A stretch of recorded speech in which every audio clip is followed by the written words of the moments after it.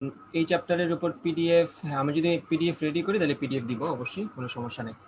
আচ্ছা, তো এখান থেকে আমরা যে যে জিনিস দেখব, প্রথমটা তো আমরা দেখব হচ্ছে ভেরিয়েবলস এন্ড ডাটা টাইপস। তার আগেরও কিছু কথাবার্তা আছে, সেগুলো আমরা পড়তে পড়তে দেখব। তো ভেরিয়েবল অ্যান্ড ডাটা টাইপস, এই জিনিসটা আমরা দেখব, এটা একটা সেকশনের মধ্যে পড়বে। দেন এর ভিতরে কিন্তু অনেক কথা আছে, ভেরিয়েবল ডাটা টাইপসের ভিতরে কিন্তু অনেক কথা আছে, তো সেগুলো আমরা দেখব। মাঝখানে কিছু এক্সাম্পলও থাকবে এইগুলা দিয়ে, সেগুলো আমরা দেখব। তারপরে আমরা দেখব অপারেটরস। আমাদের সি প্রোগ্রামিং ল্যাঙ্গুয়েজে বিভিন্ন ধরনের অপারেটরস আছে, সেগুলো আমরা একটু দেখব। ওকে, দেন আমরা দেখব হচ্ছে কন্ট্রোল ফ্লো। এটা কি সেটা যখন পড়বো তখন বুঝবা। দেখব কন্ট্রোল ফ্লো। তারপরে আমরা যে টপিকটা দেখব সেটার নাম হচ্ছে এরেস। এরে আর কি এটাকে বলা হয়, প্লুরাল ফর্ম হচ্ছে এরেস। আর তারপরে আমরা দেখব হচ্ছে ফাংশন, ফাংশনস। তারপর আমরা দেখব ক্যারেক্টার স্ট্রিং, ক্যারেক্টার স্ট্রিংস। চাইলে খাতার মধ্যে লিখে ফেলতে পারো আমার সাথে সাথে, আর না চাইলেও সমস্যা নেই। তারপরে আমরা ছোটোখাটো করে একটা দেখব, একটা জিনিস, সেটার নাম হচ্ছে ডিবাগিং, যেটা হয়তো তোমার আইসিটির সি প্রোগ্রামিংয়ে হয়তো লাগবে না, বাট ইন জেনারেল তোমাদের তোমরা যদি ভবিষ্যতে প্রোগ্রামার হও, সেই ক্ষেত্রে তোমাদের ডিবাগিং এই কনসেপ্টটা তোমাদের লাগবে। আইসিটির সি প্রোগ্রামিংয়ে লাগবে না ওই কারণেই বললাম, কারণ আমাদের আইসিটিতে সি প্রোগ্রামিংয়ের যে কোডগুলো আসে এগুলো কিন্তু সিম্পল সিম্পল কোড, খুব একটা বেশি যে তোমার ডিবাগিংয়ের স্কিল থাকতে হয় এরকম না, নর্মাল নর্মাল কোড আসে এখানে। বাট ইন জেনারেল যেহেতু আমি এই সি প্রোগ্রামিং কোর্স ডিজাইন করছি যাতে সবার জন্যই এটা একটা অ্যাক্সেসিবল মানে কোর্স হয়ে যায়, সবাই যাতে এটা মানে পারসিউ করে, সেজন্য ডিবাগিং এর অংশটা আমি একটু দেখাবো তোমাদেরকে। তারপরে একটা অ্যাডভান্স টপিক, সেটার নাম হচ্ছে পয়েন্টার্স। ঠিক আছে, তো এই টপিকটা এইচএসসি সিলেবাসে নাই। কেউ যদি চাও পয়েন্টারের ক্লাসগুলো স্কিপ করতে অথবা পয়েন্টার টপিকটাই পুরো স্কিপ করতে, you can do that, but আমি হচ্ছে পয়েন্টার পড়াবো এই কোর্সের মধ্যে। চাইলে শিখতে পারো, না চাইলে, যদি এইচএসসি স্টুডেন্ট হয়ে থাকো তুমি, আইসিটি স্টুডেন্ট, সেক্ষেত্রে তোমার যদি ভবিষ্যতে প্রোগ্রামিং নিয়ে কোনো চিন্তা ভাবনা না থাকে, you can skip this portion. ঠিক আছে, স্ট্রাকচারস, এটাও অ্যাডভান্স টপিকের মধ্যেই পড়বে, এটাও তোমার আইসিটি সি সিলেবাসে নাই, আমি পড়াবো। Structures, file input and output. তো অ্যাডভান্স টপিকে যখন আমরা চলে যাব, এটা বলে রাখি, অ্যাডভান্স টপিকে যখন আমরা চলে যাব তখন আমি এটা বলেই যাব যে এই কয়েকদিন যে ক্লাসগুলো হবে সেগুলো অ্যাডভান্স টপিক, ওটা তোমার চয়েস, তুমি এটা করতে চাও কি চাও না সেটা তোমার চয়েস। ওকে, তারপর আমরা দেখব সি প্রোগ্রামিং এর মাধ্যমে ফাইল ইনপুট, ফাইল আউটপুট, এই জিনিসগুলো আমরা কিভাবে কাজ করব, file input and output. Okay, তারপরে আমরা কিছু দেখব যে দ্য স্ট্যান্ডার্ড লাইব্রেরি, আমাদের সি এর স্ট্যান্ডার্ড লাইব্রেরি বলতে একটা জিনিস আছে, the standard C library. Okay, standard C library, এই হচ্ছে ওভারঅল আমাদের টপিক। ওকে, তবে এখানে যে জিনিসটা আমি লিখি নাই, একটা জিনিস আমি লিখি নাই এখানে, বলো তো কোন জিনিসটা আমি লিখি নাই এখানে? টপিকগুলোর মধ্যে একটা জিনিস আমি মিস করছি ইচ্ছা করে, তোমরা মনে করতে পারো কিনা একটু দেখে বলো তো। যেহেতু গত ক্লাসে একটু ওভারভিউ দিছিলাম, একটা টপিক আমি গত ক্লাসেই তোমাদের অনেকটুকু পড়াইছি, সেই টপিকটা কি ছিল? লুপ। Loop, exactly. এই লুপটা কিন্তু একটা ল্যাঙ্গুয়েজের সবচেয়ে মজার একটা পোর্শন, মানে ওয়ান অফ দ্য ফানিয়েস্ট অথবা one of the interesting topics হচ্ছে আমাদের লুপ। তো লুপ জিনিসটা আমি ইনক্লুড করি নাই, এখন আমি ইনক্লুড করে দিলাম। আমি যখন কন্ট্রোল ফ্লো ইউজ করব, যখন আমরা এরে ইউজ করব, যখন আমরা ফাংশন ইউজ করব, যখন আমরা যে কোনো কিছু ইউজ করব, সবগুলোতেই তোমাদের লুপ লাগবে। তো লুপটাকে আমি একটু সুন্দর মতো একটু বাইরে একটা অংশ দিয়ে দিই যে এটা হচ্ছে আমাদের লুপ, লুপও আমরা পড়বো। এবং অবশ্যই এই সবগুলাতেই, অলমোস্ট সবগুলাতেই তুমি চাইলেই লুপ ব্যবহার করতে পারবে, অথবা এই সবগুলা দিয়ে আমি এমন প্রবলেম তোমাকে দিতে পারি যেখানে তোমার লুপ ইউজ করাই লাগবে। ওকে, তো লুপটা আমাদের লাগবে। আমি ফার্স্ট ক্লাসটা করি নাই। ফার্স্ট ক্লাস না করলে কিছুই হবে না, আমরা তো লুপ পড়বো, সমস্যা নেই।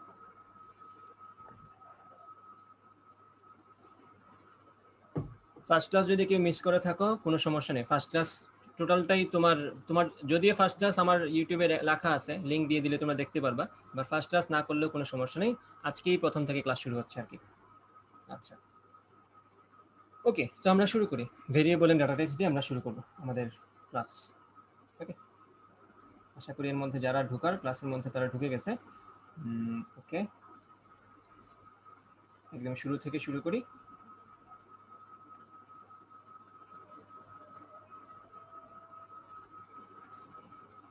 একদম শুরুতে তোমরা অনেকেই দেখে থাকবা যারা একটু সি প্রোগ্রামিং করছো, তারা দেখবা যে মেমোরি বলতে একটা জিনিস বলা হয়ে থাকে, যে এই এই ডাটা টাইপ মেমোরিতে এত জায়গা নেয়, ওই ডাটা টাইপ মেমোরিতে এত জায়গা নেয়। এই যে মেমোরি বলতে একটা জিনিস বলা হয়, সেটা আসলে কোন মেমোরি? সেটা কি আমার হার্ড ডিস্কের মেমোরি নাকি এটা আমার অন্য কোনো মেমোরি?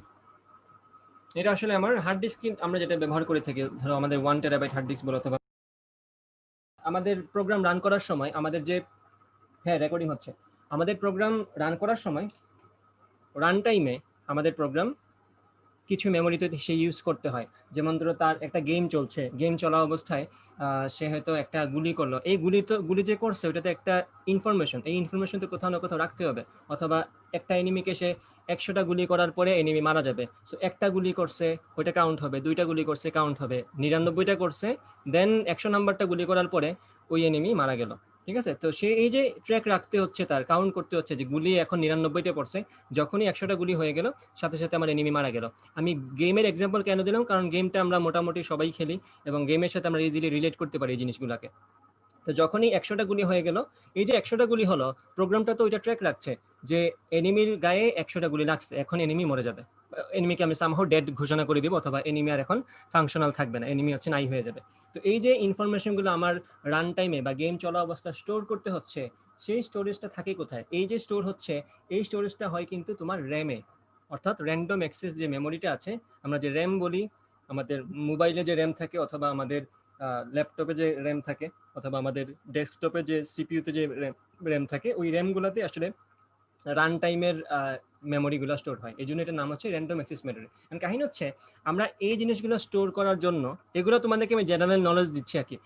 এখন একটা প্রোগ্রাম রান করার সময় ওই প্রোগ্রামের ভিতরের মেমোরিগুলো কেন আমরা র্যামের মধ্যে সেভ করি, কেন আমরা হার্ড ড্রাইভের মধ্যে সেভ করি না? কারণ হচ্ছে আমাদের র্যাম কিন্তু যথেষ্ট ফাস্ট, এটা কিন্তু অনেক ফাস্ট, র্যান্ডম অ্যাক্সেস মেমোরি অনেক fast compare to the hard drive.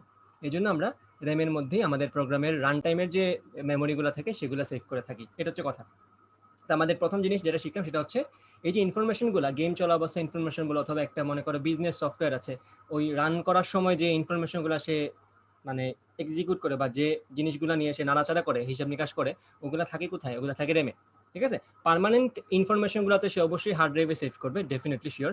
But programme চলার সময় ওই সময় যে ক্যালকুলেশনগুলো আছে ওগুলো সে র্যামের মাধ্যমেই করে, বা র্যামে রেখে রেখেই সে কাজগুলো করে। ওকে, এখন কাহিনী হচ্ছে র্যামের অসুবিধাটা কোন জায়গায়? র্যামের অসুবিধাটা হচ্ছে, তুমি যখন প্রোগ্রাম রান করা অবস্থাতে তুমি যদি তোমার ল্যাপটপ অফ হয়ে যায়, অথবা মোবাইল যদি হঠাৎ করে অফ হয়ে যায়, সাথে সাথেই ওই ইনফরমেশনগুলো গায়েব হয়ে যায়। অর্থাৎ র্যামের যে মেমোরিটা, ওইটা লাইভ থাকে যতক্ষণ তোমার ডিভাইস অন আছে। ডিভাইস অফ হয়ে যাওয়ার সাথে সাথেই তোমার র্যামের মধ্যে এতদিন যা ছিল, মানে এতক্ষণ যা ছিল সেটা থাকবে না। ওকে, আর এখন আমাদের যদি পারসিস্টেন্ট ডাটা রাখার দরকার পড়ে, যেমন ধরো আমার একটা গেমের মধ্যে আমার ইনফরমেশন আমি সেভ করে রাখতে চাচ্ছি, যেমন ধরো আমরা ওই যে মাঝে মধ্যে মনে আছে না যে আমরা গেম খেলার সময় সেভ করে রাখতাম, অথবা আমাদের গেম চলা অবস্থায় কন্টিনিউ নামে একটা বাটন থাকে, কিন্তু একটা থাকে এরকম যে কন্টিনিউ, একটা থাকে এরকম একটা কন্টিনিউ, আর একটা থাকে নিউ গেম। নিউ গেম মানে কি, সবকিছু মুছে সে আবার নতুন করে শুরু করলো। আর কন্টিনিউ মানে কি, তুমি যে একটু আগে ঘুম থেকে ওঠার পরে অথবা সন্ধ্যার আগে একটা গেম খেলছিলা, ওইটা ওই পর্যন্তই ছিল। এই যে সে কন্টিনিউ অপশনটা দিচ্ছে তোমাকে, মানে কি, সে ওই পর্যন্ত ডাটাগুলা কই রাখছে, ওই পর্যন্ত ডাটাগুলা সে তোমার হার্ড ড্রাইভ অথবা এইখানে রাখছে, যার কারণে এটা ইউজ করে তুমি কন্টিনিউ থেকে আবার স্টার্ট করতে পারছো।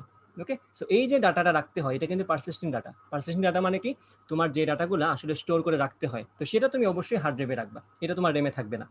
ঠিক আছে, এই হচ্ছে কথা। কিন্তু গেম চলা অবস্থায় তুমি যে ডাটাগুলা নিয়ে মানে করো, নাড়াচাড়া করো, সেগুলো তোমার সবই সেভ হয় কোথায়? র্যামে।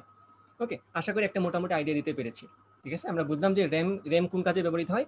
একটা প্রোগ্রাম রান টাইমে র্যাম ব্যবহার করে থাকে, এই জন্য আমাদের র্যাম যত ফাস্ট হয়, একটা প্রোগ্রাম মানে কিছু তো গেমের রিকোয়ারমেন্টই থাকে 4 জিবি র্যাম, কিছু গেমের রিকোয়ারমেন্টই থাকে 6 জিবি র্যাম, কিছু পিসি গেম এমন আছে রিকোয়ারমেন্ট তোমার 16 জিবি, হতেই পারে।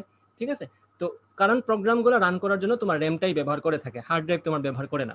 ওকে, সেজন্য র্যামটা কিন্তু যথেষ্ট ভালো হতে হয়, অথবা যথেষ্ট স্পিডি হতে হয়, যাতে সে রান টাইমে তো অনেকগুলো ডাটা সে একসাথে হ্যান্ডেল করতে হয়, সেটা হচ্ছে কারণ। ওকে, আরেকটা জিনিস শিখলাম, সেটা হচ্ছে র্যামের যে ইনফরমেশনগুলো বা র্যামের ভিতরে যে কন্টেন্টগুলো আমরা রাখি প্রোগ্রাম চলা অবস্থায়, সেগুলা আমাদের প্রোগ্রাম কুইট হওয়ার সাথে সাথেই, অথবা আমাদের ডিভাইস অফ হয়ে যাওয়ার সাথে সাথেই ওগুলো র্যাম থেকে আউট হয়ে যায়। ওকে, আরেকটা জিনিস, হার্ড ড্রাইভের মধ্যে আমরা কি রাখি? পারসিস্টেন্ট ডাটা, যেগুলো আমাদের জমা রাখতে হয়, যেগুলো আমার ভবিষ্যতে কাজে লাগবে, সেগুলো আমার জমা রাখতে হয় কোথায়? হার্ড ড্রাইভে। ওকে, তো এই ইনফরমেশনগুলো আমরা আশা করি বুঝতে পারলাম। ওকে, আচ্ছা,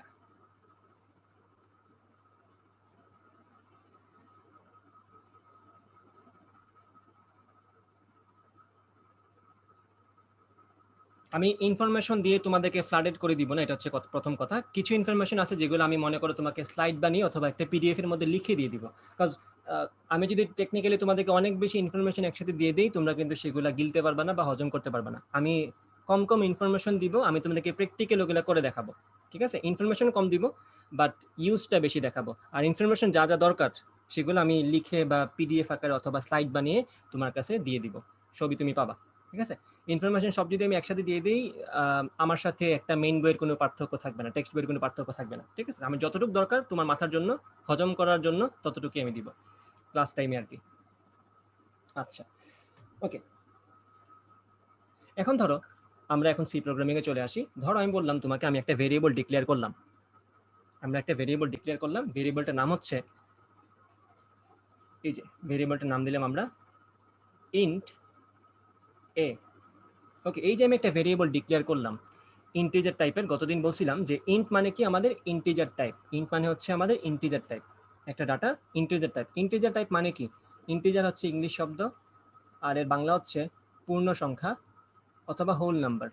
ওকে, সো ইন্টিজার টাইপের একটা ডাটা অথবা ইন্টিজার টাইপের একটা ভেরিয়েবল আমি ডিক্লেয়ার করলাম, যার নাম হচ্ছে আমি দিলাম এ। যখনই আমি ইন্টিজার টাইপের একটা ভেরিয়েবল ডিক্লেয়ার করলাম, সাথে সাথেই র্যামের মধ্যে এর জন্য একটা জায়গা বরাদ্দ হয়ে গেল।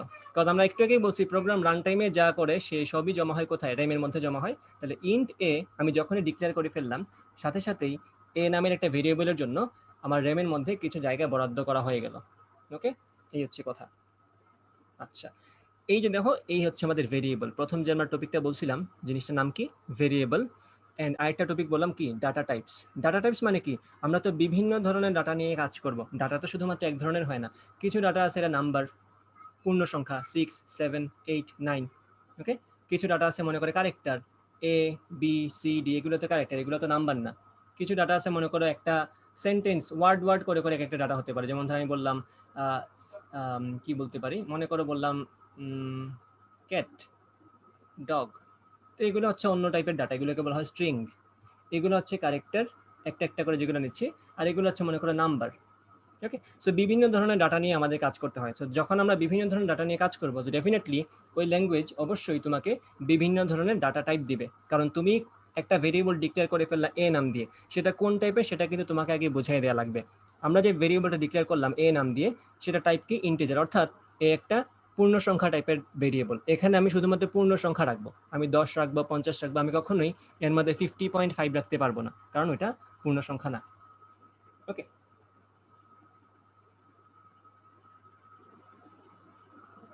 আচ্ছা, তো আমরা ভেরিয়েবল ডিক্লেয়ার করব কিভাবে সেটা একটু দেখে নিই। ডিক্লেয়ারিং এ ভেরিয়েবল অথবা ইনিশিয়ালাইজিং এ ভেরিয়েবল, আমরা জিনিসটাকে নাম দিই এইভাবে,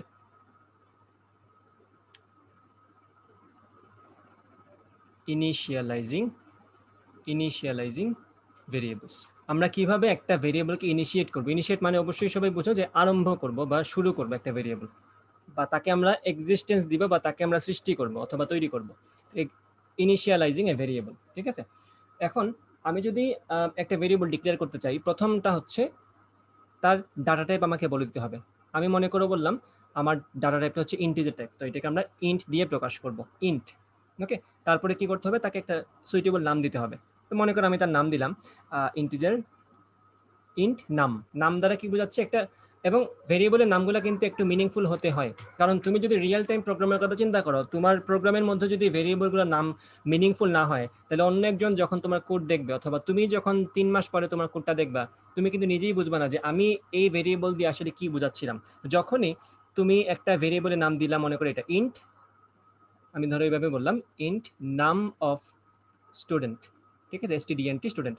তুমি সাথে সাথে বুঝে গেলা যে এই ভেরিয়েবলটা আসলে নাম্বার অফ স্টুডেন্ট স্টোর করছে। আমি কেন এখানে আন্ডারস্কোর দিলাম? কারণ আমাদের সি প্রোগ্রামিং ল্যাঙ্গুয়েজে একটা ভেরিয়েবলের নাম কখনো স্পেস থাকতে পারে না। কারণ আমি যদি এভাবে দিই নাম অফ স্টুডেন্ট, সেটা কিন্তু আমার কম্পাইলার নিতে পারবে না, সি কম্পাইলার সেটা নিতে পারবে না, কারণ সি এর গ্রামারের মধ্যে এই জিনিসটার কোনো মানে ভ্যালিডিটি নেই। কারণ তুমি নাম স্পেস দিয়ে অফ দিচ্ছ, তারপরে স্পেস দিয়ে স্টুডেন্ট দিচ্ছ, এটা একটা ওয়ার্ড হিসেবে কাউন্ট হচ্ছে না কিন্তু। তো তোমার যদি এরকম লেখার ইচ্ছা থাকে যে নাম্বার অফ স্টুডেন্ট নামে একটা ভেরিয়েবল বানাবা, তুমি কি করতে পারো, তুমি এটা করতে পারো যে আন্ডারস্কোর দিয়ে এদেরকে কানেক্ট করে দিতে পারো। আন্ডারস্কোর মানে অবশ্যই বুঝছো, একটা হাইফেন থাকে, আর হাইফেনের নিচে যেটা থাকে হাইফেনের মতো দেখতে, সেটা হচ্ছে আমার আন্ডারস্কোর।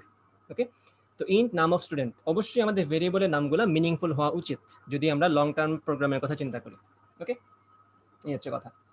এই তো গেল আমরা ভেরিয়েবলের নাম দিলাম। তারপরে কি করব, আমাদের ভেরিয়েবলের মধ্যে এটা হতে পারে আমি এখানেই ভ্যালুটা দিয়ে দিলাম। যদি আমার ভেরিয়েবলের নাম ভ্যালুটা এখনই ঠিক করে দিতে হয়, তখন আমি ইকুয়াল সাইন দিব। ইকুয়াল সাইন দিয়ে এখানে মনে করো তার একটা ভ্যালু আমি দিয়ে দিলাম মনে করো তার 10। তাহলে কি হলো, এবং সেমিকোলন দিতে হবে। সেমিকোলন কেন দিতে হবে, যখনই একটা প্রোগ্রামিং ল্যাঙ্গুয়েজ, বিশেষ করে সিতে, এক এক প্রোগ্রামিং ল্যাঙ্গুয়েজের হিসাবে এক এক রকম, কোনো কোনো প্রোগ্রামিং ল্যাঙ্গুয়েজে তোমার সেমিকোলনের ঝামেলা নাই, যেমন পাইথন, ওখানে সেমিকোলন দিতে হয় না, বাট সি প্রোগ্রামিংয়ে দিতে হয়। এটা তার গ্রামার। এক একটা স্টেটমেন্টকে আমরা এক একটা সেমিকোলন দ্বারা এন্ড করে থাকি। আমরা একটা সেমিকোলন দিয়ে দিছি মানে ইটস এ স্টেটমেন্ট। স্টেটমেন্ট মানে বাংলাটা আশা করি বুঝে নিবা, স্টেটমেন্ট বলতে আসলে কি বোঝায়। আচ্ছা, সো মেথডটা কি, একটা ভেরিয়েবল ডিক্লেয়ার করার। আমরা প্রথমে ডাটা টাইপ বলবো, তারপরে হচ্ছে একটা স্পেস দিয়ে ওই ভেরিয়েবলের একটা সুইটেবল নাম দিব, তারপর ইকুয়াল সাইন দিব, তারপরে যদি আমার ভ্যালু যেটা দেওয়ার সেটা দিয়ে দিব। এমনও হতে পারে আমি ভেরিয়েবল ডিক্লেয়ার করে রেখে দিলাম, তাকে কোনো ভ্যালু দিলাম না, এটাও হতে পারে। তো তাকে যদি আমি এমন হয় যে আমি চাচ্ছি ইউজার ভ্যালুটা দিক, তখন আমি প্রোগ্রাম রান করার পরে যে ইউজার আছে, ইউজার তো টেকনিক্যালি এখন তুমিই থাকবা। তুমি তো এখন আর মোবাইল অ্যাপ বানাচ্ছ না যে তোমার অ্যাপ একজন ডাউনলোড করে ইউজ করবে, এখন তোমার অ্যাপ তুমিই চালাবা। সো তুমি যখন প্রোগ্রামটা রান করবা, রান করার পরে তোমার কাছে অপশন আসবে যে number of student is equal two what, তখন তুমি ইনপুট দিবা, তুমি 10 দাও, তুমি 100 দাও, যা ইচ্ছা দাও, দেওয়ার পরে ওইটা নাম্বার অফ স্টুডেন্টের মধ্যে ঢুকে যাবে ভ্যালু হিসেবে। ওকে, সো দুইটা অপশন আছে তোমার কাছে একটা ভেরিয়েবলের ভ্যালু দেওয়ার জন্য। একটা হচ্ছে তুমি ডিরেক্ট কোডের মধ্যেই লিখে দিলা যে নামে যে ভেরিয়েবলটা আছে তার ভ্যালু হচ্ছে 10, অথবা তুমি জাস্ট ভেরিয়েবলটা ডিক্লেয়ার করে রেখে দিলা, মানে তাকে তৈরি করে বসায় রাখলা যে এই হচ্ছে তুমি, তোমাকে এখন আমরা কোনো ভ্যালু দেই নাই, ভ্যালু দেয়া হবে যখন আমরা প্রোগ্রাম রান করব। এবং সেই ক্ষেত্রে আমাদের আরেকটা ফাংশন ইউজ করা লাগে, সেটার নাম হচ্ছে স্ক্যানএফ। ওইটা হচ্ছে কিবোর্ড থেকে ইনপুট নেওয়ার ফাংশন, সেটা হচ্ছে কিবোর্ড থেকে ইনপুট নেওয়ার ফাংশন। ওকে, আচ্ছা। আর আরেকটা ইম্পর্টেন্ট কথা হচ্ছে, আমাদের সি ল্যাঙ্গুয়েজে অথবা অন্যান্য অলমোস্ট সবগুলো ল্যাঙ্গুয়েজেই ইকুয়াল সাইন দিয়ে আমরা কখনোই সমান বুঝবো না। ইকুয়াল মানে সমান না, এই যে ইকুয়াল সাইন আছে এটার মানে কিন্তু সমান না। এটার মানে কি বলতো, এটার মানে হচ্ছে এই যে ইকুয়াল সাইন দিয়ে আমরা কি বুঝবো, এটাতে আমরা বুঝবো অ্যাসাইনমেন্ট। এই অ্যাসাইনমেন্ট মানে আবার কিন্তু তোমার প্র্যাকটিক্যালের অ্যাসাইনমেন্ট না, যে করে জমা দিতে হবে এরকম কিছু না, এটা অন্যরকম অ্যাসাইনমেন্ট। অ্যাসাইনমেন্টের আরেকটা মানে হচ্ছে কোনো একটা জিনিস রাখা। তাহলে ইকুয়াল সাইন দ্বারা যদি আমরা বুঝি অ্যাসাইনমেন্ট, তার মানে হচ্ছে আমি যখন লিখছি নাম ইজ ইকুয়াল টু 10, যখন এভাবে লিখছি এটার মানে হচ্ছে, ইনার মিনিং হচ্ছে এটার যে আমি 10 এই ভ্যালুটা নামের মধ্যে রেখে দিচ্ছি, অর্থাৎ নামের অ্যাড্রেসে আমি 10 এই ভ্যালুটা রেখে দিচ্ছি। কোন অ্যাড্রেসে যাবে, কারণ যখনই তুমি একটা ভেরিয়েবলের নাম ডিক্লেয়ার করে ফেলবা, যখনই তুমি ইন্টিজার টাইপের একটা ভেরিয়েবল অথবা যে কোনো টাইপের একটা ভেরিয়েবল ডিক্লেয়ার করছো, সাথে সাথেই কিন্তু তোমার প্রোগ্রামটা র্যামের মধ্যে এই নামের জন্য একটা জায়গা বরাদ্দ করবে। যখনই তুমি নাম সমান 10 বলে দিছো, তার মানে কি এই 10টা কই গিয়ে বসবে, এই 10টা গিয়ে বসবে নামের যে অ্যাড্রেসটা আছে সেই অ্যাড্রেসের মধ্যে গিয়ে 10 বসে যাবে। অর্থাৎ নামের জন্য আমি যে জায়গা বরাদ্দ করছি সেই জায়গার মধ্যে কত বসবে, 10 গিয়ে বসবে। ওকে, আশা করি এতটুকু সবাই বুঝতে পারছো। আচ্ছা, তো এখন ধরো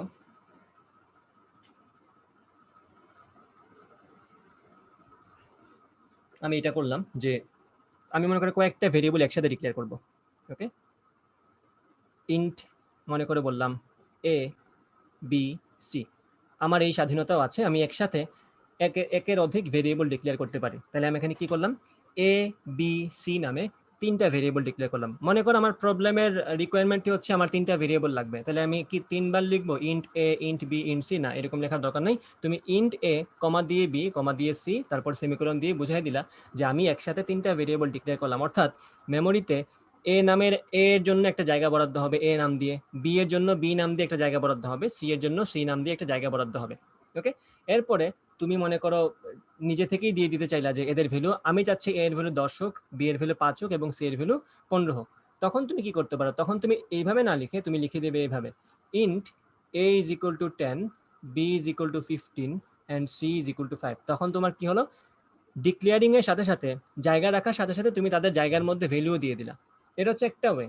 যদি তোমার আগের থেকেই ভ্যালু জানা থাকে বা এদের ভ্যালু যদি কনস্ট্যান্ট থাকে বা তুমি আগের থেকেই জানো যে এর ভ্যালু 10 হতেই হবে, সেক্ষেত্রে তো আর ইনপুট থেকে দেওয়ার দরকার নাই, তুমি নিজেই কোডের মধ্যে লিখে দিলা যে এ সমান 10, বি সমান 15 এবং সি সমান 5। ওকে, আচ্ছা।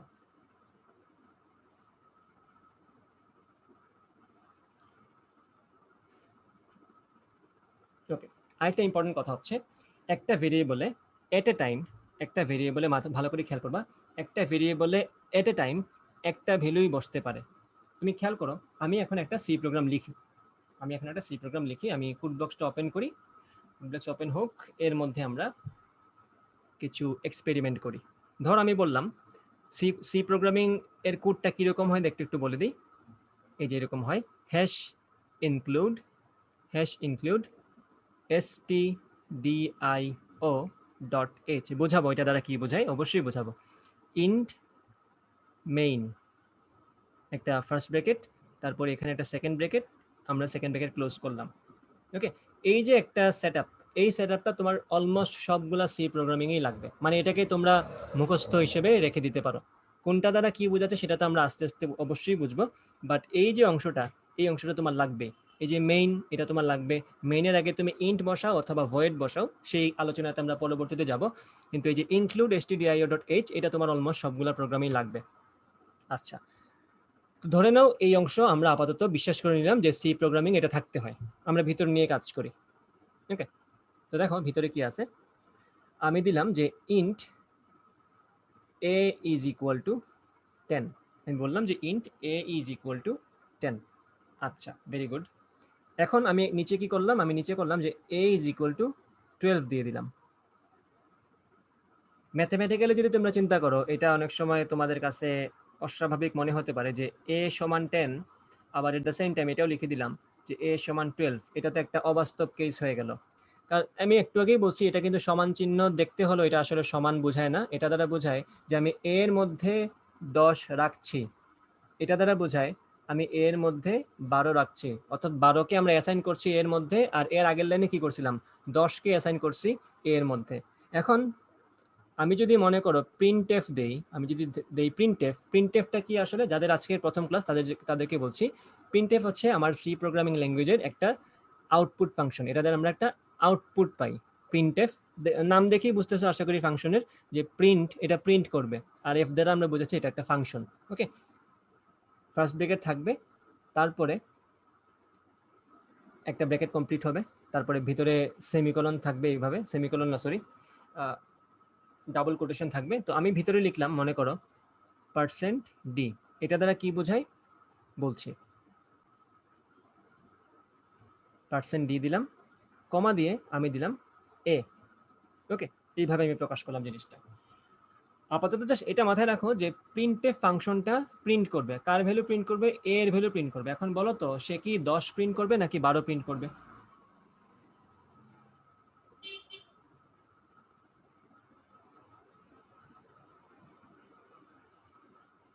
12 প্রিন্ট হবে। আচ্ছা, একজন বলছে 10 প্রিন্ট হবে, দেখি কে কি বলে, 10 হবে নাকি 12 হবে?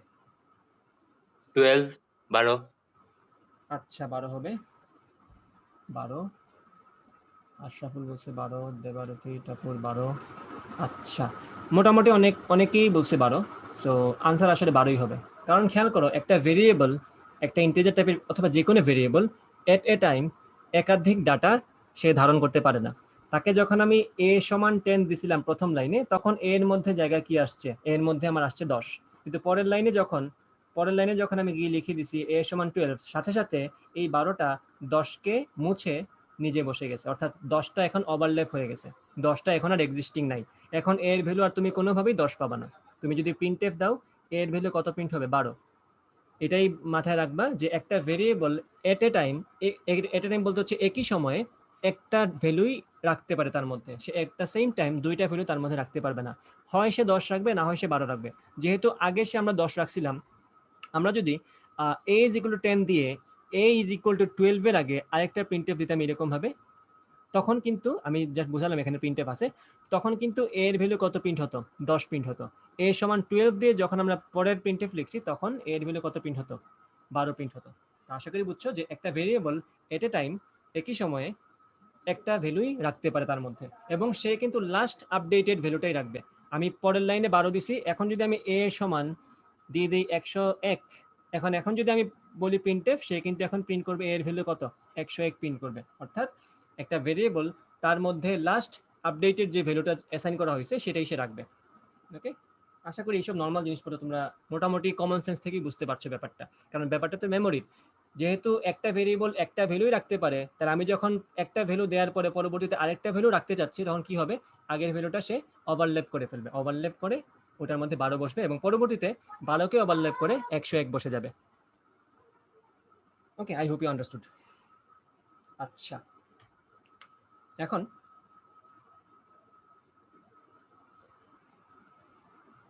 আমরা বেসিক ডাটা টাইপস দেখব। আমাদের তো ডাটা টাইপ একটা নিয়ে এতক্ষণ কথা বলছি, সেটা ছিল আমাদের ইন্টিজার টাইপের ডাটা টাইপ। এখন আমরা বেসিক যে ডাটা টাইপগুলো আছে, অনেকগুলো ডাটা টাইপ আছে আমাদের, ঠিক আছে, সেগুলো আমরা হালকা পাতা দেখব।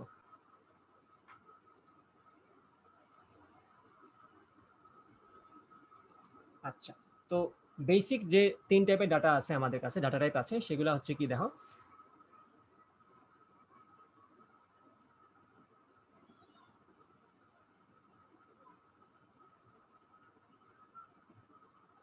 বেসিক ডাটা টাইপস অর্থাৎ আমাদের মৌলিক যে ডাটা টাইপগুলো আছে সেগুলা।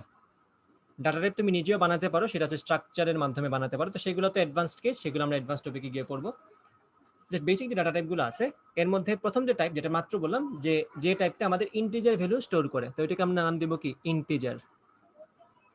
ডাটা টাইপের নাম বলছি আমরা এখানে, ইন্টিজার টাইপের ভ্যালু সে স্টোর করবে। আরেকটা হচ্ছে নন ইন্টিগ্রাল নিউমেরিক ভ্যালুস। নন ইন্টিগ্রাল নিউমেরিক ভ্যালুস মানে হচ্ছে যেগুলো পূর্ণ সংখ্যা না, তা আমি ডিরেক্ট বলে দিই দশমিক সংখ্যা, বাংলাতে বললেই তোমাদের জন্য বেটার হবে, দশমিক সংখ্যা, অথবা এগুলোকে ইংলিশে বলে ফ্লোটিং পয়েন্ট নাম্বার। ঠিক আছে, ফ্লোটিং পয়েন্ট নাম্বার, এই হচ্ছে একটা টাইপ। দেন আরেকটা ডাটা টাইপ আছে যারা ক্যারেক্টার টাইপের ভ্যালু স্টোর করে, অর্থাৎ এরা হচ্ছে ক্যারেক্টার স্টোর করবে। তো এই যে 3টা ডাটা টাইপ আমি লিখলাম, বেসিক ডাটা টাইপ, এই 3টা ডাটা টাইপকে আমরা সি প্রোগ্রামিং ল্যাঙ্গুয়েজে কিভাবে প্রকাশ করে থাকি, ইন্টিজারকে কিভাবে প্রকাশ করি সেটা তোমরা দেখছো, এটাকে আমরা ইন্ট দ্বারা প্রকাশ করে থাকি। দশমিক সংখ্যাকে আমরা কিভাবে প্রকাশ করে থাকি, সেটাকে দুইভাবে প্রকাশ করা যায়, একটা হচ্ছে ফ্লোট এবং একটা হচ্ছে ডাবল। ওকে, ফ্লোট এবং ডাবলের পার্থক্য আমরা অবশ্যই বুঝবো, ফ্লোট এবং আরেকটা হচ্ছে ডাবল। এই দুইটা ডাটা টাইপের মাধ্যমে আমরা দশমিক সংখ্যা বা যেগুলোকে আমরা পয়েন্ট যুক্ত সংখ্যা বলি, ফ্লোটিং পয়েন্ট নাম্বার বলি, বা ম্যাথমেটিক্যালি যদি একদম আক্ষরিক অনুবাদ করি, ভাসমান সংখ্যা। ভাসমান জিনিসটার সাথে কিন্তু আমরা পরিচিত না, সেই জন্য আমি দশমিক বললাম। আচ্ছা, ক্যারেক্টার টাইপকে আমরা কিভাবে প্রকাশ করি, এইটার ডাটা টাইপ হচ্ছে এইভাবে থাকে, কার, CHAR বা কার বা চার, যেটা ইচ্ছা বলো। সো এই হচ্ছে 3 ধরনের বেসিক ডাটা টাইপের প্রকাশ সি প্রোগ্রামিং ল্যাঙ্গুয়েজে।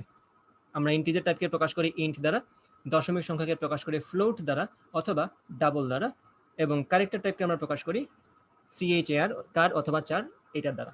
ওকে, আশা করি এতটুকু সবাই বুঝতে পারছো। আর ইন্টিজার টাইপটা তোমরা দেখলাই কি করছি না করছি। আরেকটা টাইপ যেটা হচ্ছে তোমাদের ওইভাবে লাগবে না, তাও আমি লিখে দিই, এটার নাম হচ্ছে বুলিয়ান। বুলিয়ান তোমরা মোটামুটি আশা করি বুঝবা, বুলিয়ান তো তোমরা নাম্বার সিস্টেম চ্যাপ্টারে পড়ছো। বুলিয়ান মানে হচ্ছে এখানে শুধুমাত্র দুইটা আনসার থাকতে পারে, দুইটাই ভেরিয়েবল থাকে। এটা হচ্ছে তোমার বাইনারির জন্য, সেটা হচ্ছে হয় ট্রু না হয় ফলস, হয় 1 না হয় 0, এরকম একটা কেস যখন থাকবে, then we will call that variable Boolean. কারণ আমি যদি জানি আমার আনসারটা হয় সত্য না হয় মিথ্যা, হয় 1 না হয় 0 আসবে, তখন আমি ওইটাকে বুলিয়ান টাইপের মধ্যে ঢুকাই দিলাম, বিকজ আমি তো জানি এর আনসার হয় 1 হবে না হয় 0 হবে, হয় সত্য হবে না হয় মিথ্যা হবে। তো এরকম যত সিচুয়েশন আসবে সেক্ষেত্রে আমরা বুলিয়ান টাইপের, এটাকে বলি বুলিয়ান, এই বুলিয়ান টাইপকে আমরা প্রকাশ করি বুল দ্বারা। এই হচ্ছে কথা। ওকে,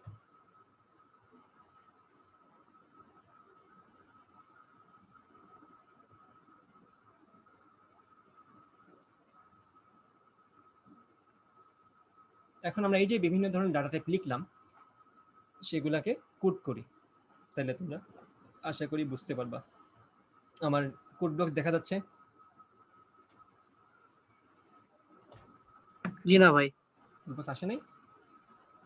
আচ্ছা ওয়েট, কোড ব্লকস এখন দেখা যাচ্ছে আশা করি।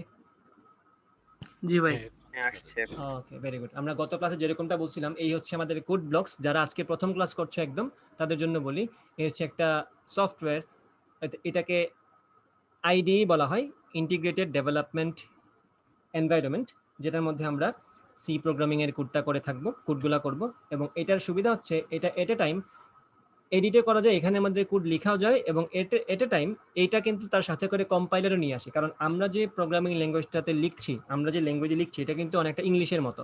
এটা কিন্তু মেশিন ল্যাঙ্গুয়েজ না, অথবা এটা কিন্তু অ্যাসেম্বলি ল্যাঙ্গুয়েজ না। তাহলে আমাদের সি কম্পাইলার কি করবে, আমরা যখন সি প্রোগ্রামিং ল্যাঙ্গুয়েজে অথবা সি একটা কোড করব, আমি যখন কম্পাইল দিব, তখন কম্পাইলারটা কি করবে, কম্পাইলারটা হচ্ছে আমার লেখা কোডকে মেশিনের আন্ডারস্ট্যান্ডেবল একটা ফরম্যাটে নিয়ে যাবে, which is called machine language অথবা মেশিন কোড। ঠিক আছে? তো কম্পাইলারের কাজ হচ্ছে ওইটা, যে আমার লেখা ল্যাঙ্গুয়েজকে মেশিনের বোঝার মতো ল্যাঙ্গুয়েজে কনভার্ট করা। তো ওইটা নিয়ে আমাদের কোনো মাথা ব্যথা নাই, ওই কাজটা হচ্ছে কম্পাইলারের। তো এই যে সফটওয়্যারটা, এটা at the same time editor হিসেবে কাজ করবে, এবং এর সাথে ইনবিল্ট একটা কম্পাইলারও দেওয়া থাকে, যে কারণে ওই কম্পাইলেশনের পোর্শন নিয়ে আমাদের কোনো চিন্তা ভাবনা করতে হয় না। আমরা জাস্ট কি করব, কোড করব আর রান করব। তাহলে দেখো, আমরা ফাইলে গেলাম, এখানে গেলাম এমটি ফাইলে, যে এমটি ফাইল একটা ওপেন করব, অথবা এখানে কন্ট্রোল শিফট এন কিবোর্ডের মধ্যে যদি এটা দাও, তাইলেও তোমার কাজ হবে। কন্ট্রোল শিফট এন দিয়ে দিলাম। আচ্ছা, এখন আমরা এটা সেভ করতে হবে। এটাকে সেভ কোন নাম দিয়ে করব, আমরা মনে করে বললাম ডাটা টাইপস দিয়ে এটাকে সেভ করলাম। ওকে, আর আরেকটা কথা, আমার কোডগুলা আমি কই রাখবো বলে দিই। আমি আমার কোডগুলা এই কোর্সের জন্য যে কোডগুলা থাকবে, সেগুলো আমার গিটহাবে রাখা থাকবে। সি কোর্সের জন্য যে কোডগুলা থাকবে, সবই গিটহাবে থাকবে। আমি লিংক দিয়ে দিব, তোমরা ওখানে গিয়ে আমি যতগুলা কোড করি সবগুলা কোডই তোমরা পেয়ে যাবে। ওখান থেকে তোমরা কপি পেস্ট করতে পারবে, কোনো সমস্যা নেই। ওকে, আচ্ছা, তো আমি একটা কাজ করি, ডকুমেন্টসের মধ্যে আমি একটা কাজ করি, সুন্দর মতো স্টাডির মধ্যে তোমাদের নামে একটা ফোল্ডার করে ফেলি। ফোল্ডার করে ফেলা দরকার, কারণ পরবর্তীতে আমার নিজের খুঁজতে অসুবিধা হবে, নাইলে তোমাদের জিনিসপত্রগুলা। স্টুডেন্টস ক্লাস, আমি বলে দিই, এটা তোমাদের ব্যাচের একটা নাম দেওয়া দরকার। কি নাম দিব? ব্যাচের কি কোনো নাম দেওয়া যায় না সি প্রোগ্রামিং কোর্সের জন্য? না, সি ব্যাচ দিয়ে দিই। দেখি মেসেজ আসছে আমার 3টা। বেখামা ড্রাইভ বলতে আমি আমার যত বেখামা জিনিস আছে সব ওখানে রাখি আর কি। আমার মুভিস, তারপরে সফটওয়্যার, তারপরে ফটোস, এইসব হাবি যাবে আজাইরা যত কাম কাজ আছে সব এখানে থাকে। এই জন্য এই ফোল্ডারের নাম হচ্ছে বেখামা। ওকে, দ্যাটস ইট। তোমাদের জিনিসপত্র স্টাডিতে আছে, সমস্যা নেই। সি ব্যাচ লিখে দিলাম, পরবর্তীতে একটা সুন্দর নাম দিয়ে দিব। সি ব্যাচের মধ্যে আমি তোমাদের কোডগুলা একদম সেকশন বাই সেকশন আলাদা করা থাকবে, এবং এখানে তোমাদের খোঁজা লাগবে না, আমি তো গিটহাবে রাখবো এটা। আমি নিজের জন্য আর কি এটা এখানে জমা করে রাখছি আপাতত। এটা নাম দিলাম আমি, মনে করো বেসিক ডাটা টাইপস। এই প্রোগ্রামটার নাম হচ্ছে বেসিক ডাটা টাইপস। মাথায় রাখবা, যখন আমি সি প্রোগ্রামিং এর জন্য একটা কোড লিখবো বা সি এর একটা ফাইল থাকবে, সেটার নাম হবে ডট সি। যেরকমটা ছবির ফাইল হয় পিএনজি অথবা জিপিজি, এরকম ভাবেই আমাদের সি ফাইলের এক্সটেনশন হবে ডট সি। এটা ভুলবা না কখনোই। ডট বেসিক ডাটা টাইপস নাম দিয়ে একটা প্রোগ্রাম আমরা সেভ করলাম। ওকে, কোড যদি কোড একটু বড় করি তাহলে দেখতে সুবিধা হবে তোমাদের। এখন দেখো, আমি লিখলাম hash include stdio dot H. বলে দিই, হ্যাশ std মানে কি বোঝায়? std মানে বোঝায় হচ্ছে স্ট্যান্ডার্ড, আর আইও দ্বারা বোঝায় ইনপুট আউটপুট। আর একটু মিনিং একটু পরে বলবো।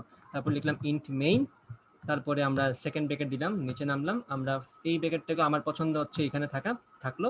আমরা এখন 3টা টাইপ, যে টাইপগুলো আমরা ডিক্লেয়ার করলাম সেই টাইপগুলো আমরা লিখতে থাকি। একটা নাম হচ্ছে, মনে করে বললাম ইন্টিজার টাইপের একটা ভেরিয়েবল আমরা ডিক্লেয়ার করলাম।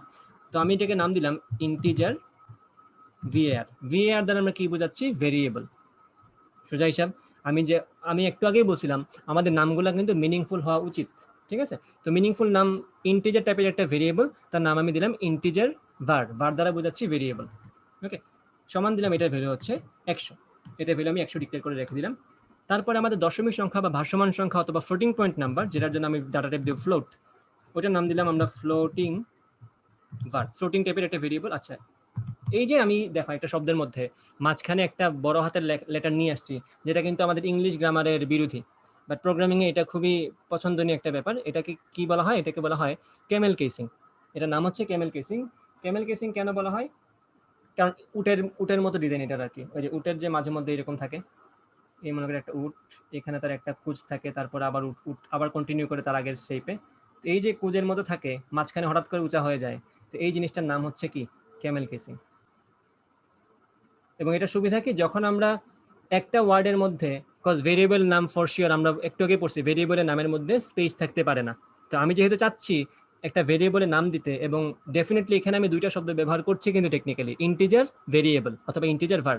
তো যে আমি চাচ্ছি যে আমাদের সেকেন্ড যে ওয়ার্ডটা আছে সেটা যাতে একটু আলাদাভাবে বোঝা যায়, তো সেই জন্য আমি যখনই পরের কোনো ওয়ার্ড লেখা শুরু করব, ওইটাকে শুরু করবো বড় হাতের লেটার দিয়ে, যাতে করে আমরা বুঝতে পারি, এবং that is called camel casing. আশা করি বুঝতে পারছি এই অংশটা। আচ্ছা, তো বললাম আমি কোড করব। ফ্লোটিং টাইপের যে ভেরিয়েবলটা আছে সেটার ভ্যালু আমি দিলাম মনে করো 12.57। ওকে, আচ্ছা, তারপরে মনে করো আমি দিলাম একটা বুলিয়ান টাইপের ডাটা, সেটার নাম আমি দিলাম বুল। সেটাকে দিলাম, এটা কি ঠিক হয় না? আচ্ছা একটু দাঁড়াও, বুল টাইপের, এটা বড় হাতের হতে হয়, সরি। এর ভ্যালু আমি দিলাম, এটার নাম আমি দিলাম বুল ভেরিয়েবল। ওকে, ওটার ভ্যালু আমি দিলাম 0। আচ্ছা, এটাকে ক্যাপিটাল এটা না দিয়ে আমি ডিরেক্ট বুল দিয়ে দিই, এটাকে এইভাবে প্রকাশ করতে হয়। আচ্ছা, ফাইনালি আমরা একটা ভ্যালু দিব যেটার নাম হচ্ছে রিটার্ন 0। ওকে, এটা দিলাম আমরা। আচ্ছা, এই যে আমরা তিনটা টাইপের, অথবা বেসিক্যালি হ্যাঁ তিনটা টাইপেরই এখানে আমরা ভেরিয়েবল ডিক্লেয়ার করলাম। কোন টাইপের ভেরিয়েবল কিভাবে ডিক্লেয়ার করতে হয় সেটা তোমরা কোডের মধ্যে দেখে ফেললাম। ওকে, এখন আমরা এগুলোকে আউটপুট তো দেওয়া লাগবে, যাতে দেখা যায় আমি যে ভ্যালুটা দিছি ওটা আসলে প্রিন্ট করতে পারছে কিনা আমার প্রোগ্রামটা, সেটাও তো আমাদের দেখা দরকার, তাই না?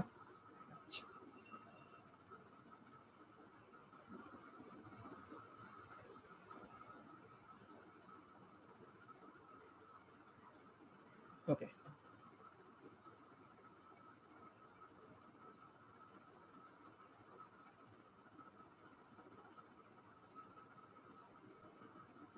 আচ্ছা, বুলটা তোমাদের এখন না দেখাই, বুল দিয়ে তোমাদের কনফিউজ করার দরকার নেই, বুলটা এখন সরায় রাখি।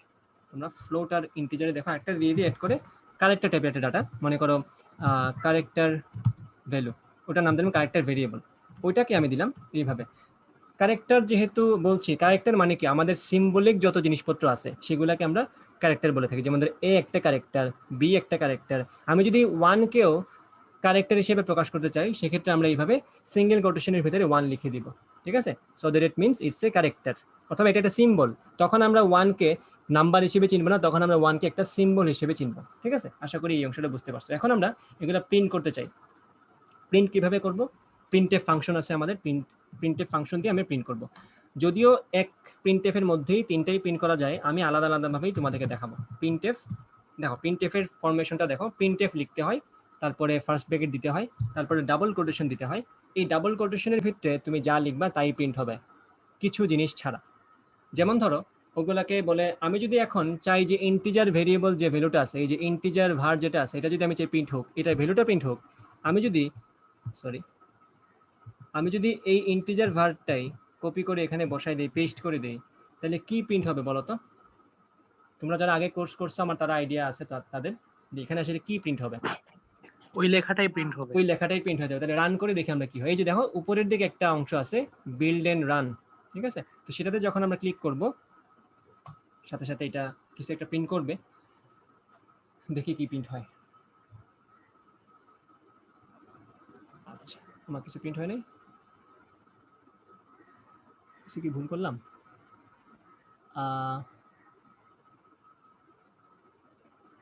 ওকে, আমি রিটার্ন 0 আগে দিয়ে দিয়েছিলাম, তো এই জন্য খেয়াল করবা, রিটার্ন যেখানেই থাকে একটা ফাংশনের ভিতরে, রিটার্ন যেখানেই থাকে সেখানেই আমার ওই ফাংশনটা এক্সিকিউট হয়ে যায়। তো যখনই আমি এই লাইনে আসছি, 7 নাম্বার লাইনে যখনই আমি আসছি, রিটার্ন 0 সে পেয়ে গেছে, সে প্রোগ্রামটা এক্সিকিউট অথবা মেইন ফাংশনটা শেষ করে দিছে, সে আর নিচের লাইনে নামেই নেই। তো এটা আমাদের ঠিক করা লাগবে, তো রিটার্ন 0টাকে আমাদের নিচে নিয়ে আসা লাগবে, এই যে। ওকে, এখন আমরা রান করি, কাটি, রান করি এখন। এই যে দেখো, উপরে কি আসছে, ইন্টিজার ভার। কিন্তু আমি কিন্তু চাই না যে ইন্টিজার ভার প্রিন্ট হোক, আমি চাচ্ছিলাম ইন্টিজার ভারের যে ভ্যালুটা, সেই ভ্যালুটা প্রিন্ট হোক। এখন আমি একটু আগে বললাম যে প্রিন্টএফ এর ভিতরে আমি যা দিব তাই প্রিন্ট হবে। আমি চাচ্ছি ইন্টিজার ভারের ভ্যালুটা, কিন্তু ইন্টিজার ভার রাস্তা নিজেই প্রিন্ট হয়ে গেছে, এটা তো চাচ্ছিলাম না। তো আমি যেটা চাচ্ছি সেটার সমাধান হবে একটা সিস্টেমের মাধ্যমে। ওইটার নাম হচ্ছে ফরম্যাট স্পেসিফায়ার।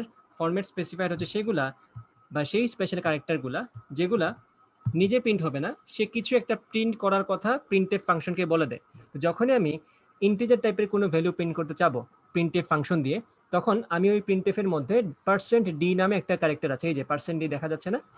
আশা করি স্ক্রিন এনাফ বড় আছে তোমাদের জন্য, তাও একটু বড় করে দিই। ওকে, %d নামে যে জিনিসটা আছে সে আসলে মিন করে যে এই আমার জায়গায় একটা ইন্টিজার টাইপের ভেরিয়েবলের ভ্যালু বসবে। %d প্রিন্টএফ ফাংশনকে কি বলবে যে আমার জায়গায় একটা ইন্টিজার টাইপের ভ্যালু বসবে। এখন কার ভ্যালু বসবে, কোন ভেরিয়েবলের ভ্যালু বসবে, সেটা আমি ডাবল কোটেশন থেকে বের হয়ে কমা দিয়ে তারপর লিখে দিব কার ভ্যালু বসবে, ইন্টিজার ভারের না? তাহলে ইন্টি, আচ্ছা এটাতে কপি পেস্ট করা যায়, কপি করে এখানে পেস্ট করে দিলাম। এই যে তার মানে হচ্ছে প্রিন্টএফ এর ভিতরে যখন আমি লিখছি %d টা বোঝাচ্ছে আমার জায়গাতে একটা ইন্টিজার টাইপের ভেরিয়েবল বসবে। কোন ভ্যালু? ডাবল কোটেশন থেকে বের হয়ে প্রথমেই যে আমরা একটা নাম পাচ্ছি সেই যে ভেরিয়েবলটা ইন্টিজার ভার, তার ভ্যালু বসবে। তার ভ্যালু কত? 100। এখন যদি আমি প্রোগ্রামটা রান করি, বিল্ড এন্ড রানে দিই, এই যে হচ্ছে 100 প্রিন্ট হচ্ছে। আশা করি ভাই দেখা যাচ্ছে না। এইটা আসে না, কনসোল আসে না? রান করা পার্টটা ভাইয়া দেখা যায় না। আচ্ছা আচ্ছা আচ্ছা, তাহলে আমি পুরো স্ক্রিন শেয়ার করলাম, এখন দেখা যায়? হ্যাঁ এখন আসছে। আচ্ছা ঠিক আছে। আগের বার যখন আমি প্রিন্ট করছিলাম ওটা তোমরা দেখো নাই? না ওইটা দেখা যায় জি না। আচ্ছা আচ্ছা, এখন তো কোড বক্স আছে সামনে? হ্যাঁ দেখা যাচ্ছে। আচ্ছা এখন ঠিক আছে, আমি পুরো স্ক্রিনে এখন শেয়ার করে দিলাম। ওকে, ভেরি গুড। তো এই যে এই অংশটা প্রিন্ট করলাম আমরা কিভাবে? %d এর মাধ্যমে। এখন আমি চাচ্ছি ফ্লোটিং ভার যে ভেরিয়েবলটা আছে সেটার ভ্যালু প্রিন্ট করতে। আমি এক কাজ করি, প্রিন্টএফটা আবার কপি পেস্ট করে দিই। আমি এখন এই যে ফ্লোটিং ভার নামের যে ভেরিয়েবলটা আছে তার ভ্যালু প্রিন্ট করব। ওকে, এখন দেখো এটা এটা কিন্তু ছিল বোঝানোর জন্য, এটার নাম হচ্ছে ফরম্যাট স্পেসিফায়ার। % দিয়ে আমরা যা লিখি, %d, আরো অনেক কিছু আছে, সেগুলোর নাম হচ্ছে ফরম্যাট স্পেসিফায়ার। মানে সে নিজে প্রিন্ট না হয়ে প্রিন্টএফ কে বলবে তুমি আমার জায়গায় এরকম কিছু একটা বসাও। তো %d প্রিন্টএফ কে বলছিল তুমি আমার জায়গায় একটা ইন্টিজার টাইপের ভ্যালু বসাও। কার ভ্যালু বসবে? ইন্টিজার ভারের ভ্যালুটা বসবে, যেটা আমি নিজে লিখে দিছি।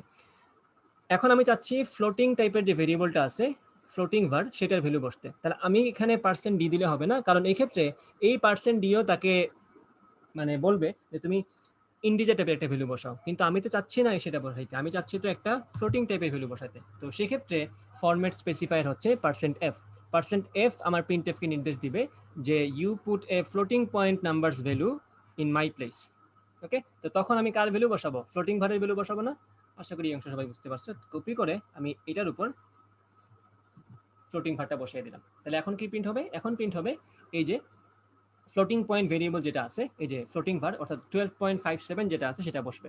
এখন আমি প্রোগ্রামটা আবার রান করি। রান না হয়ে দেখতে না পারলে বলিও। দেখা যাচ্ছে 100 এর পরে যে 12.57 আসছে? হ্যাঁ দেখা যাচ্ছে। আচ্ছা, এখন একটা প্রবলেম হয়ে গেছে না যে 100 এর পরে আসলে 100 যে একটা আলাদা সংখ্যা সেটা কিন্তু মনে হচ্ছে না, মনে হচ্ছে 10,012.57 4টা 0, তাই না? এরকম একটা সিচুয়েশন হয়ে গেল যে আমি এখানে কোনো স্পেসিং দেখতে পাচ্ছি না। তা আমি স্পেসিং যদি না দেই সে তো স্পেসিং প্রিন্ট করবে না, কারণ প্রোগ্রামিং ল্যাঙ্গুয়েজটা আসলেই একান্তই তোমার উপর ডিপেন্ডেন্ট, বা কম্পিউটার পুরোটাই তোমার উপর ডিপেন্ডেন্ট। তুমি যদি প্রোগ্রামে তাকে বুঝায় না দাও যে একটা স্পেস দিতে হবে, সে একটা লাইনও স্পেস দিবে না, সবই সে তোমার ইনস্ট্রাকশন মতো করবে।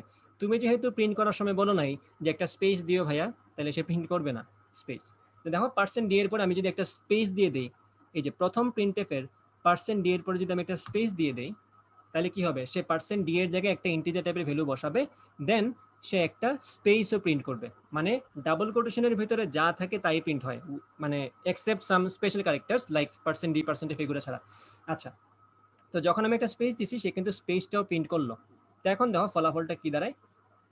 এখন যদি আমি আবার বিল্ড এন্ড রান দেই, তখন কিন্তু দেখো 100 এর পরে একটা স্পেস দিয়ে, বিকজ 100 এর পরে আমি একটা স্পেস প্রিন্ট করছিলাম, তারপরে 12.57 4টা 0 বসলো। ওকে, এখন মনে করো আমি চাচ্ছি দুইটা নাম্বারই দুইটা আলাদা লাইনে প্রিন্ট হোক। তখন আমি কি করব? তখন আমি যেটা করব,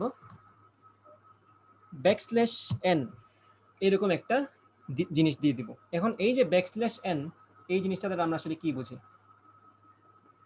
এই যে ব্যাকস্ল্যাশ এন, এই যে ক্যারেক্টার, দাঁড়া আমি ক্যারেক্টারের কালি চেঞ্জ করি, ব্যাকস্ল্যাশ এন এই যে ক্যারেক্টার আছে, এই ক্যারেক্টার দ্বারা আমরা কি বুঝি? এটা দ্বারা আমরা বুঝি নিউ লাইন। অর্থাৎ যখনই আমার প্রিন্টএফের মধ্যে ব্যাকস্ল্যাশ এন আসবে তখনই আমরা আমাদের প্রিন্টএফ ফাংশনটা কি করবে? একটা নিউ লাইন প্রিন্ট করবে। অর্থাৎ %d এর জায়গায় কি বসবে? 100 বসবে। 100 বসার পরেই সে কি করবে? একটা নিউ লাইন প্রিন্ট করে দিবে, এই যে ব্যাকস্ল্যাশ এন এর জন্য। বাই দ্য ওয়ে এটা হচ্ছে ফরওয়ার্ড স্ল্যাশ আর এটা হচ্ছে ব্যাকস্ল্যাশ। আশা করি এগুলো সবাই বুঝো। ওকে, এখন যদি আমি রান করি প্রোগ্রামটা, তাহলে কি হবে খেয়াল করো। এই যে 100 উপরে প্রিন্ট হচ্ছে, 100 প্রিন্ট হওয়ার পরে নিউ লাইন প্রিন্ট হয়েছে, তারপরে 12.570000 প্রিন্ট হয়েছে। আচ্ছা, এখন আমি চাচ্ছি এই কারেক্টার টাইপের ভ্যালুটা প্রিন্ট হতে, তো আমি আরেকটা প্রিন্টএফ নিব। ওকে, আমি আরেকটা প্রিন্টএফ নিলাম, এই যে এইভাবে দিয়ে দিলাম। তখন ফ্লোটিং টাইপের জন্য কিন্তু আমাদের %f ছিল স্পেসিফায়ার, মানে %f বোঝাতে ফ্লোটিং টাইপের ভ্যালু বসবে। আমি যদি এখন কারেক্টার টাইপের কিছু বসাতে চাই সেক্ষেত্রে আমরা বসাতে পারবো। মোটামুটি সবাই গেস করতে পারছো, এখানে বসবে %c এবং কার ভ্যালু বসবে? এই যে চারভার অথবা কারভার যেটাই বলি না কেন সেটার ভ্যালু বসবে। আমি এখানে এটা দিয়ে দিলাম, এখন দিলাম আবার গান। এখন দেখো 100 12.50000, এই যে 1 দেখছো, এটা কিন্তু 12.570000 এই যে ফ্লোটিং নাম্বার ছিল সেটার পরে বসে গেছে। কেন? কারণ ফ্লোটিং নাম্বারের পরে আমি কিন্তু কোনো স্পেস দিয়ে নেই অথবা কোনো নিউ লাইন দিয়ে নেই, তাহলে আমি এখানেও একটা নিউ লাইন দিয়ে দিলাম \n। ওকে, এখন কিন্তু নতুন লাইনে আমার ক্যারেক্টার ভ্যালুটা প্রিন্ট হবে। ওকে, আমি একটু কাটি, এটা আবার রান দিই। এই যে দেখো 100 12.57 চারটা 0 আর নিচে 1, এই 1টা কিন্তু নাম্বার না, এই 1টা কিন্তু এজ এ ক্যারেক্টার প্রিন্ট হচ্ছে। আমি যদি এই 1 এর জায়গায় 1 না দিয়ে এ দিই তাহলে এ প্রিন্ট হবে। ওকে, 1 না দিয়ে আমি যদি এ দিই তাহলে এ প্রিন্ট হবে। আচ্ছা, আশা করি এতটুকু সবাই বুঝতে পারছো। ভাই হ্যাঁ ভাই বলো। আমি তো ফ্লোটিং ভারের ভ্যালু দিছিলাম 12.57, তাহলে এই জিরো গুলো আসলো কোত্থেকে? এটা হচ্ছে তোমার ক্যালকুলেটরে যেরকম থাকে ওখানে ডিফল্ট কিছু প্লেস রাখা থাকে ওইটা প্রিন্ট করার জন্য, সেই জন্য আসছে। তুমি যদি চাও যে তোমার ফ্লোটিং ভারের 12.57ই প্রিন্ট হোক, তাহলে তুমি কি করবা? দেখো তুমি যেটা করবা, তার প্রশ্নটা আশা করি সবাই বুঝতে পারছো। সে বলছে আমি তো দিলাম 12.57, তাহলে সে কেন 12.570000 প্রিন্ট করছে? কারণ বাই ডিফল্ট তোমার একটা দশমিক সংখ্যা বা একটা ফ্লোটিং পয়েন্ট নাম্বারের জন্য দশমিকের পরে কিছু মানে জায়গা রাখা হয়। যেহেতু ওই জায়গায় তুমি কিছু দাও নাই, সেজন্য ওই জায়গা 0 দিয়ে তারা ভরাট করে দিছে। তুমি যদি চাও না আমি এইভাবে দিছি তো সে এইভাবেই প্রিন্ট হোক, তখন আমরা কি করব? তখন আমরা এটাকে কিছুটা মডিফাই করা লাগবে। তখন আমরা পার্সেন্টের পরে দিব 0.2, মানে কি দশমিকের পরে 2 ঘর বসবে। তো এখন যদি আমি প্রিন্ট করি, এই যে দেখো এখন সুন্দর মতো আসছে 12.57। আমি যদি এখন 0.1 দিই তাহলে কি হবে? দশমিকের উপরে এক সংখ্যা বসবে, অর্থাৎ 12.5 বসে যাবে। এখন 7টা সে বাদ দিয়ে দিবে। দেখো, ও না, এটা রাউন্ডিং করে ফেলে, সরি। আমরা রাউন্ডিং জিনিসের সাথে আশা করি পরিচিত, যে আমরা যখন বলতাম যে 3 ঘর পর্যন্ত নাও সংখ্যাগুলাকে, তখন আমাদের সংখ্যা যদি এরকম আসতো, খেয়াল করবা, আমাদের যদি একটা ভ্যালু আসতো এরকম 45.4567, আমাকে যদি বলতো 3 দশমিক স্থান পর্যন্ত আসন্ন মান নাও, তাহলে আসন্ন মান যখন আমি নিব তখন কিন্তু জিনিসটাকে এইভাবে নিতাম 45.457। যেহেতু 7টা 5-এর চেয়ে বড়, 7 যদি 5-এর চেয়ে কম থাকতো তাহলে আমি 6ই বসাতাম। এখানেও সেম কথা, যেহেতু আমি দশমিকের পরে 1 ঘর নিচ্ছি, সো যেহেতু 5-এর পরে সংখ্যাটা 7, সেজন্য 5কে আমরা 1 বাড়িয়ে 6 বানিয়ে দিচ্ছি, অর্থাৎ এটার আসন্ন মান হচ্ছে 12.6। এরা এখানে এই কাজই করছে। আশা করি বুঝতে পারছো অংশগুলা। ওকে, এরকম আরো অনেক ডাটা টাইপ আছে। যেমন ধরো এই ইন্টিজার টাইপ যে শুধু ইন্ট দিয়ে হয় এরকম না, আমরা ইন্টিজার টাইপের মধ্যে শর্ট আছে, লং আছে, লং আছে। কারণ ইন্টিজার টাইপের একটা নির্দিষ্ট মেমোরি লিমিটেশন আছে, এই একটা নির্দিষ্ট সাইজের চেয়ে বড় সাইজের সংখ্যা রাখতে পারে না। ওকে, বাট আমাদের আপাতত অত বড় সংখ্যাতে যাওয়ার দরকার পড়বে না, যদিও আমি ওগুলো তোমাদের আস্তে আস্তে হয়তো দেখাবো সামনে, বাট আমরা ইন্ট নিয়েই সন্তুষ্ট থাকবো। ওকে, ইন্টিজারের একটা নির্দিষ্ট লিমিটেশন থাকে, তো তখন আবার মাঝে মধ্যে এমন হতে পারে যে তোমার ফর শিওর এখানে খুব ছোট ছোট সংখ্যা নিয়ে তুমি কাজ করবা, তোমার সংখ্যা কখনোই বড় হবে না। তো সেক্ষেত্রে ইন্টিজার টাইপের ভ্যালু ডিক্লেয়ার করা মেমোরি লস হয়ে যাবে। কারণ দেখো, ইন্টিজার টাইপ মনে করো তোমার মেমোরির মধ্যে 10 MB জায়গা নিয়ে বসে থাকে। সে ফর এক্সাম্পল, আমি তোমাদেরকে বোঝানোর জন্য বললাম, মনে করো তুমি যখনই একটা ইন্টিজার টাইপের ভেরিয়েবল ডিক্লেয়ার করছো, যখনই তুমি তোমার প্রোগ্রামের মধ্যে ইন্টিজার টাইপের একটা ভেরিয়েবল ডিক্লেয়ার করছো, মনে করো আমি বললাম ইন্ট এ, ডিক্লেয়ার করা মাত্রই মেমোরিতে সে 10 MB জায়গা নিয়ে বসে থাকলো। তো তুমি যদি জানো যে তোমার যে নাম্বারগুলো তুমি ইনপুট নিবা সেগুলো কোনোটাই 10 MB খাওয়ার মতো না, সেক্ষেত্রে 10 MBর চেয়ে কম জায়গায় খায় এরকম ভেরিয়েবল যদি তোমার জানা থাকে সেক্ষেত্রে তুমি নিশ্চয়ই ওটা ব্যবহার করবা। মনে করো একটা টাইপ আছে শর্ট, ঠিক আছে, শর্ট টাইপের একটা ইন্টিজার ডাটা আছে, সেটা মনে করো 2 MB জায়গা খায়, এবং তুমি জানো তোমার সংখ্যাগুলো কোনোটাই 2 MBর চেয়ে বড় জায়গা খাবে না, তো তুমি তখন ইন্ট ব্যবহার না করে শর্ট ব্যবহার করবা। আবার ধরো তোমার বড় বড় সংখ্যা নিয়ে কাজ করতে হবে, সেক্ষেত্রে যদি একটা সংখ্যা হয় এত বড় যেটা ইন্টিজারের জায়গায় ধরে না, 10 MBর চেয়ে বড় জায়গায় খায় যেগুলো, মনে করো 20 MBর জায়গায় খায়, এরকম সংখ্যা তোমার নেওয়া লাগতে পারে। তো সেক্ষেত্রে তুমি অবশ্যই ইন্ট ব্যবহার করবে না, তুমি তখন লং ব্যবহার করবা, সেটা তোমার ক্যাপাসিটি ধরতে পারবে তাইলে।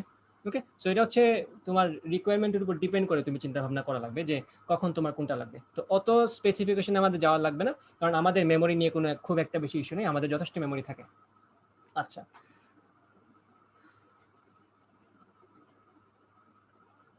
আশা করি এই পর্যন্ত যা যা বুঝেছিস তোমরা বুঝতে পারছো।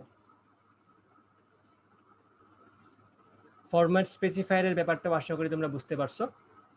এখন ফরম্যাট স্পেসিফায়ারের ব্যাপারটা যেহেতু আমরা বুঝতে পারছি, সেক্ষেত্রে আমাদের এতক্ষণ তো আমরা নিজে থেকে ইনপুট দিয়ে দিছি যে আমাদের ইন্টিজার ভেরিয়েবলের ভ্যালু হচ্ছে 100, আমাদের ফ্লোটিং ভেরিয়েবলের ভ্যালু হচ্ছে 12.57, ক্যারেক্টার ভেরিয়েবলের ভ্যালু হচ্ছে a। তো এখন আমরা চাচ্ছি আমি যখন প্রোগ্রাম রান করব তখন আমি ইনপুট দিব, আমি যদি চাই 10 দিতে তখন আমি 10 দিব ইনপুট, আমি যদি চাই 15 দিতে আমি তখন 15 দিব ইনপুট, তাই তো? আচ্ছা, এরকম একটা আমি প্রোগ্রাম চাচ্ছি। তো সেক্ষেত্রে আমাদের কিবোর্ড থেকে ইনপুট নেওয়া লাগবে, আর যখনই আমার কিবোর্ড থেকে ইনপুট নেওয়া লাগবে তখন কিন্তু আমার একটা ফাংশন ব্যবহার করা লাগবে, দ্যাট ইজ কল্ড scanf। সে প্রোগ্রাম যখন রান হবে তখন কিবোর্ড থেকে আমাকে ইনপুট নিতে বলবে অথবা ইনপুট দিতে বলবে। তো ওই ফাংশনের নাম হচ্ছে scanf। এখন আমরা scanf নিয়ে কাজ করব। তার মানে কি, এখন আমি ইউজারকে প্রম্পট করব যাতে সে ইনপুট দেয়। ইউজার বলতে এখন আমরা নিজেরাই ইউজার, তো সেটা দিয়ে যদি আমরা কাজ করতে চাই এখন আমাদের scanf ইউজ করা লাগবে, কারণ এখন তো আমার ইনপুট দেয়া লাগবে নিজে থেকে প্রোগ্রাম রান করার পরে, রান টাইমে। এখন আমরা একটা ইজি প্রবলেম সলভ করি। ইজি প্রবলেমটা হচ্ছে, মনে করো আমি বললাম যে একটা রেক্টেঙ্গেল অথবা একটা আয়তক্ষেত্রের ক্ষেত্রফল বের করার একটা প্রোগ্রাম, যেটা তোমাদের খুব কমনলি ইন্টারের সিলেবাসে আছে, খুব কমনলি এটা এক্সাম্পল হিসেবে ব্যবহৃত হয় এবং পরীক্ষাতেও চলে আসে, মেইন পরীক্ষাতে। ঠিক আছে, তো সেক্ষেত্রে আমরা নতুন ফাইল নিব, Ctrl+Shift+N দিয়ে আমরা নাম দিব এরিয়া অফ এ রেক্টেঙ্গেল। ঠিক আছে, এটার নাম দিলাম আমরা, Ctrl+S দিয়ে সেভ দিলাম, এটার নাম area of A rectangle, rectangle, rectangle.c। Okay, area for rectangle এর ক্ষেত্রে আমাকে ইনপুট দেয়া থাকবে কি কি? ইনপুট দেয়া থাকবে দৈর্ঘ্য এবং ইনপুট দেয়া থাকবে প্রস্থ। দৈর্ঘ্য আর প্রস্থ গুণ করে আমরা কি প্রিন্ট করব? ক্ষেত্রফল প্রিন্ট করব। এই ম্যাথ মোটামুটি সবাই জানো আশা করি। তাহলে আমি আগের অংশ থেকে আমাদের মেইন যে ফরম্যাট সেটা নিয়ে আসি, ভিতরের অংশ আমরা কেটে দিব পরে, এই যেটা দিয়ে দিলাম এখানে, ভিতরের অংশগুলো আমরা কেটে ফেললাম, রিটার্ন 0 বাদ দিয়ে সবকিছুই কেটে ফেললাম, এই যে। ওকে, তো আমরা তো প্রিন্ট করবো রেক্টেঙ্গেলের এরিয়া, আমি দিব একটা ইন্টিজার, আমাদের লেংথ লাগবে GTH এবং উইডথ লাগবে, দিলাম উইডথ। একটা ভেরিয়েবলের নাম হচ্ছে লেংথ, বললাম আমাদের মিনিংফুল ভেরিয়েবল হলে ভালো, লেংথ এবং একটা হচ্ছে উইডথ। আমি কি করব? আমরা যেটা করব সেটা হচ্ছে কিবোর্ড থেকে আমরা লেংথের ভ্যালু নিব এবং কিবোর্ড থেকে আমরা উইডথের ভ্যালু নিব, এবং এই যে লেংথ এবং এই যে উইডথ রেক্টেঙ্গেলের ক্ষেত্রে বলতে তোমরা জানো দৈর্ঘ্য ইনটু প্রস্থ, সেটা তো আমাদের অবশ্যই একটা ভেরিয়েবলে রাখতে হবে। তো সেক্ষেত্রে আমরা কি করতে পারি? এরিয়া নামে একটা ভেরিয়েবল ডিক্লেয়ার করে ফেললাম। তাহলে ভেরিয়েবল টোটাল কয়টা? 3টা। তো প্রথম কাজ হচ্ছে লেংথ এবং উইডথ ইনপুট নেওয়া, এবং এই যে আমরা আগের বার যেটা করছিলাম যে এক একটা ইনপুট আমরা এক একটা লাইন থেকে নিয়েছিলাম, সেটা না করে আমরা একই সাথে সবগুলো ইনপুট নিয়ে নিতে পারি। লেংথ নিব এবং উইডথ নিব একই সাথে। কিভাবে করব দেখো, scanf %d, অর্থাৎ এখানে বোঝাচ্ছে যে আমি একসাথে দুইটা ইনপুট নেব এবং দুইটাই পূর্ণ সংখ্যা। ঠিক আছে, %d এটা বলবে একটা পূর্ণ সংখ্যা ইনপুট নাও, পরের %d বলবে একটা পূর্ণ সংখ্যা ইনপুট নাও। তাহলে প্রথম %d এর জায়গায় যে ইনপুট আমরা দিব সেটা কার ভিতরে যাবে? সেটা যাবে ডাবল কোটেশন থেকে বের হয়ে প্রথমেই আমরা যে ভেরিয়েবলটার নাম দিব তার অ্যাড্রেসে, এবং পরে কমা দিয়ে আমরা যে ভেরিয়েবলটা দিব তার অ্যাড্রেসে কোনটা যাবে? পরের %d এর ক্ষেত্রে আমরা যে ইনপুটটা দিয়েছিলাম সেটা যাবে উইডথের ভিতরে অথবা উইডথের অ্যাড্রেসে। তো অ্যাড্রেস তো আমাদের বোঝানো লাগবে, এই যে এন দিয়ে বোঝালাম অ্যাড্রেস, এখানেও এন দ্বারা বোঝালাম আমরা অ্যাড্রেস। অর্থাৎ প্রথম পার্সেন্ট ডি এর ক্ষেত্রে আমরা যে ইনপুটটা দিছিলাম সেটা ঢুকতেছে লেংথের অ্যাড্রেসে, এবং দ্বিতীয় পার্সেন্ট ডি এর ক্ষেত্রে আমরা যে ইনপুটটা দিছিলাম সেটা যাচ্ছে কার অ্যাড্রেসে, উইডথের অ্যাড্রেসে। ওকে, আচ্ছা, আশা করি এই পর্যন্ত কারো কিছু বুঝতে সমস্যা নেই। এই যে আমরা এখন ইনপুট নিয়ে নিলাম, তো লেংথ ইনপুট নেওয়া হয়ে গেল, উইডথ ইনপুট নেওয়া হয়ে গেল, অর্থাৎ দৈর্ঘ্য প্রস্থ দুইটা ইনপুট নেওয়া শেষ। এখন আমাদের কি করতে হবে, এরিয়া নেওয়া লাগবে। এরিয়া তো আমরা জানি দৈর্ঘ্য ইনটু প্রস্থ, তাহলে আমরা কি করব, এরিয়া, এই যে ভেরিয়েবলটা ডিক্লেয়ার করা ছিল এরিয়া, এরিয়া সমান কি দিব আমরা, লেংথ ইনটু উইডথ, দৈর্ঘ্য ইনটু প্রস্থ। তো এরিয়া আমরা ঠিক করে ফেললাম সূত্রের মাধ্যমে। এখন কি করব, প্রিন্টএফ করব এরিয়াটা। আমরা বলবো প্রিন্টএফ, আমরা এখন একটু ইংলিশ ভাষা ব্যবহার করি, যে the area of the rectangle is percent D. এই যে পার্সেন্ট ডি লিখলাম, এই পার্সেন্টের জায়গায় কার ভ্যালু বসবে, এরিয়ার ভ্যালুটা বসবে, তাই তো? এই যে এখন দিয়ে দিলাম এরিয়া, অর্থাৎ এই পুরো জিনিসটা প্রিন্ট হবে, the area of the rectangle is space দিয়ে পার্সেন্ট ডি মানে কি বোঝাচ্ছে, একটা পূর্ণ সংখ্যা বসবে, কার ভ্যালু, এরিয়ার ভ্যালু। ওকে, এখন আমরা আগের অংশটা কেটে প্রিন্ট করে দিই।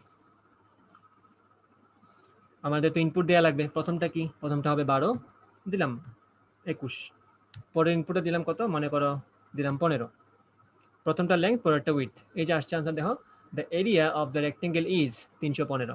ওকে, এখন মনে করো আমি যখন একটা প্রোগ্রাম রান করি, এটা খুবই বেমানান যে তুমি তোমার ইউজারকে কিছু বলছো না যে কি করতে হবে। এখন তুমি তো নিজেই কোড করছো, তুমি তো জানোই যে আসলে কি দিতে হবে। যে তোমার প্রোগ্রাম ইউজ করবে সে তো জানে না যে আসলে আমার এখানে কি দেওয়া উচিত, তাকে তো বলতে হয়। তুমি যখন একটা গেম খেলো, গেমে যখন প্রথমে সাইন আপ করো, তখন কিন্তু তোমার লিখতে হয় যে, সে কিন্তু তোমাকে লিখে দেয় যে এন্টার ইওর নেম, অথবা কিছু একটা বলে তোমাকে একটা কমান্ড দিয়ে দেয় যে তুমি এটা করো, তারপরে তোমাকে আস্তে আস্তে সামনে নিয়ে যায়। এখানে কিন্তু আমি আমার ইউজারকে কিছু বলি নাই যে কি করতে হবে।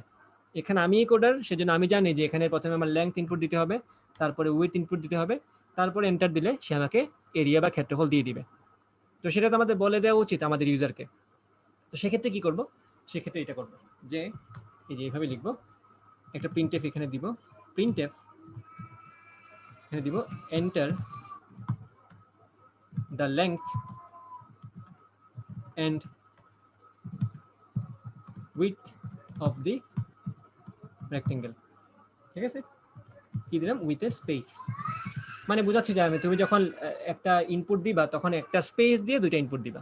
আমি একদম তাকে সুন্দর মতো বুঝাই দিলাম, এবং এটা করে আমি একটা নিউ লাইন দিয়ে দিলাম, মানে এই কমান্ডের পরের লাইন থেকে ইনপুটটা যাবে। আশা করি এই অংশটা বুঝতে পারছো। এই যে দিয়ে দিলাম এখানে, যে এই যে লেখা আছে enter the length and the width of the rectangle with a space. এখন দেখো যদি রান করি, কি ঝামেলা, আমি কি সেমিকোলন দেই নেই, নিশ্চয়ই দেই নেই, হ্যাঁ সেমিকোলন দেই নেই, এই জন্য এটা ঝামেলা আসছে। মাথায় রাখবা তোমার প্রত্যেকটা স্টেটমেন্টে এক একটা সেমিকোলন দিতে হবে। আচ্ছা, এই যে এখানে আসছে enter the length and the width of the rectangle with a space. তাহলে বুঝলাম, আমাকে সুন্দর একটা কমান্ড দিয়ে দিল, কি করতে হবে বুঝাই দিল। 45 দিলাম, পরে 10 দিলাম, ও আমি আবার এন্টার দিয়ে দিয়েছিলাম, এই দেখো 45 দিলাম, 10 দিলাম, এন্টার দিলাম। The area of the rectangle is 450 অথবা 450। আশা করি এটা বুঝতে পারছো। বলো।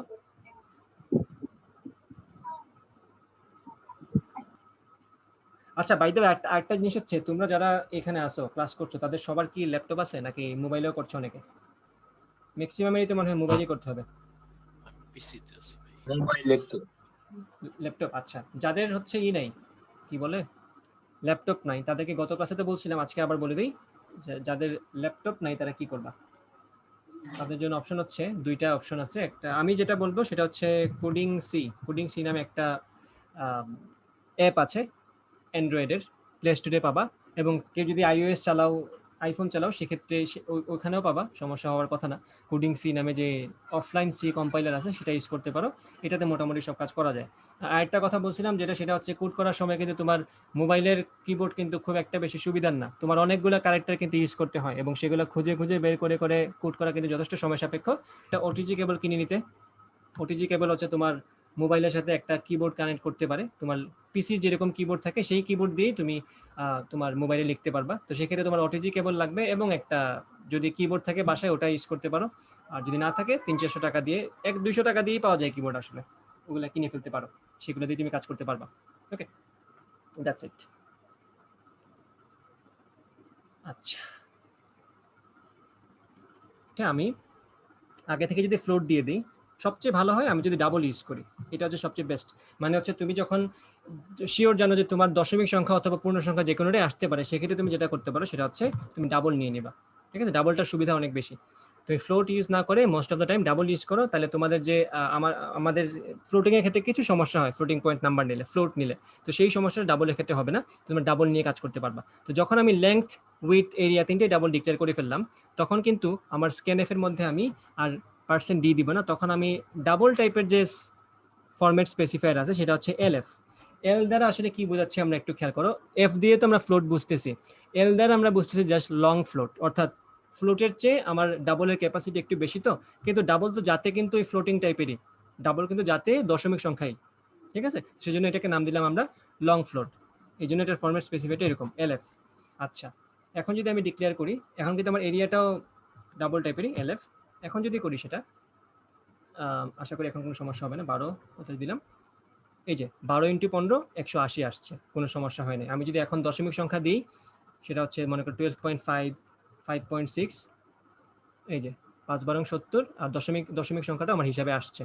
ওকে, তারপর আমি যদি দিই এখন মনে করো 15.6, 5.9 এবং একটা যদি দিই 5.2, এই যে যেভাবে আনসার আসার কথা সুন্দর মতো হিসাব নিকাশ করে, এই যে 5.9 এবং 5.2 গুণ করলে আমার আসছে কত, 30.680000। আমি যদি চাই যে আমাদের সংখ্যাটা দশমিক সংখ্যার পরে 2 ঘর থাকুক, তাহলে আমি দিব 0.2, তাহলে 2 ঘর পর্যন্ত সেটাকে রাউন্ড করে নিবে। এই যে আনসার দেখো 5.9, তারপরে 4.2 দিলাম, 24.78। ঠিক আছে, তো যখনই তোমার মনে হবে এরকম যে তোমার ইনপুটগুলোতে দশমিক সংখ্যা থাকতে পারে, সেই ক্ষেত্রে তুমি আগে থেকেই ডাবল ডিক্লেয়ার করে ফেলবা।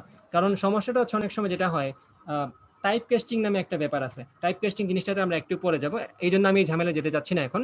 টাইপ কাস্টিং এর যে ব্যাপারটা, যে তুমি যখন এক টাইপের ডাটা ডিক্লেয়ার করবা কিন্তু ইনপুট দেওয়ার সময় অন্য টাইপ দিয়ে দিবা, সেই ক্ষেত্রে টাইপ কাস্টিং এর একটা ব্যাপার সেপার আছে, অর্থাৎ তোমার কম্পাইলার অটোমেটিক্যালি এক টাইপ থেকে অন্য টাইপে কনভার্ট করে ফেলে। তো সেই ক্ষেত্রে মাঝে মধ্যে একটা ঝামেলা হয়, এক টাইপ থেকে আরেক টাইপে যেতে পারে না মেমোরি ইস্যুর জন্য।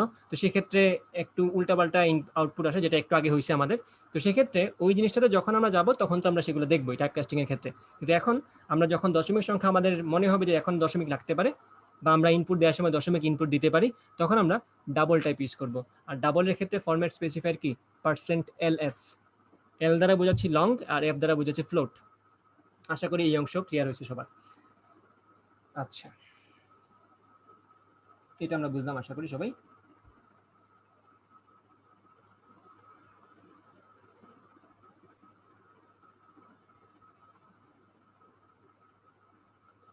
এখন আমরা যে টপিকটা দেখবো সেটার নাম হচ্ছে অপারেটরস। আমাদের সি প্রোগ্রামিং ল্যাঙ্গুয়েজে অনেকগুলো অপারেটর থাকে, অপারেটরগুলো আমরা এখন একটু দেখবো।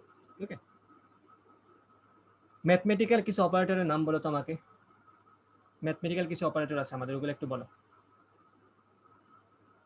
সাইন, কস, ট্যান। না না না, সাইন কস টেনে আমরা না যাই। অপারেটর বলতে এই যে দেখো, এই যে প্লাস একটা অপারেটর, তাই না?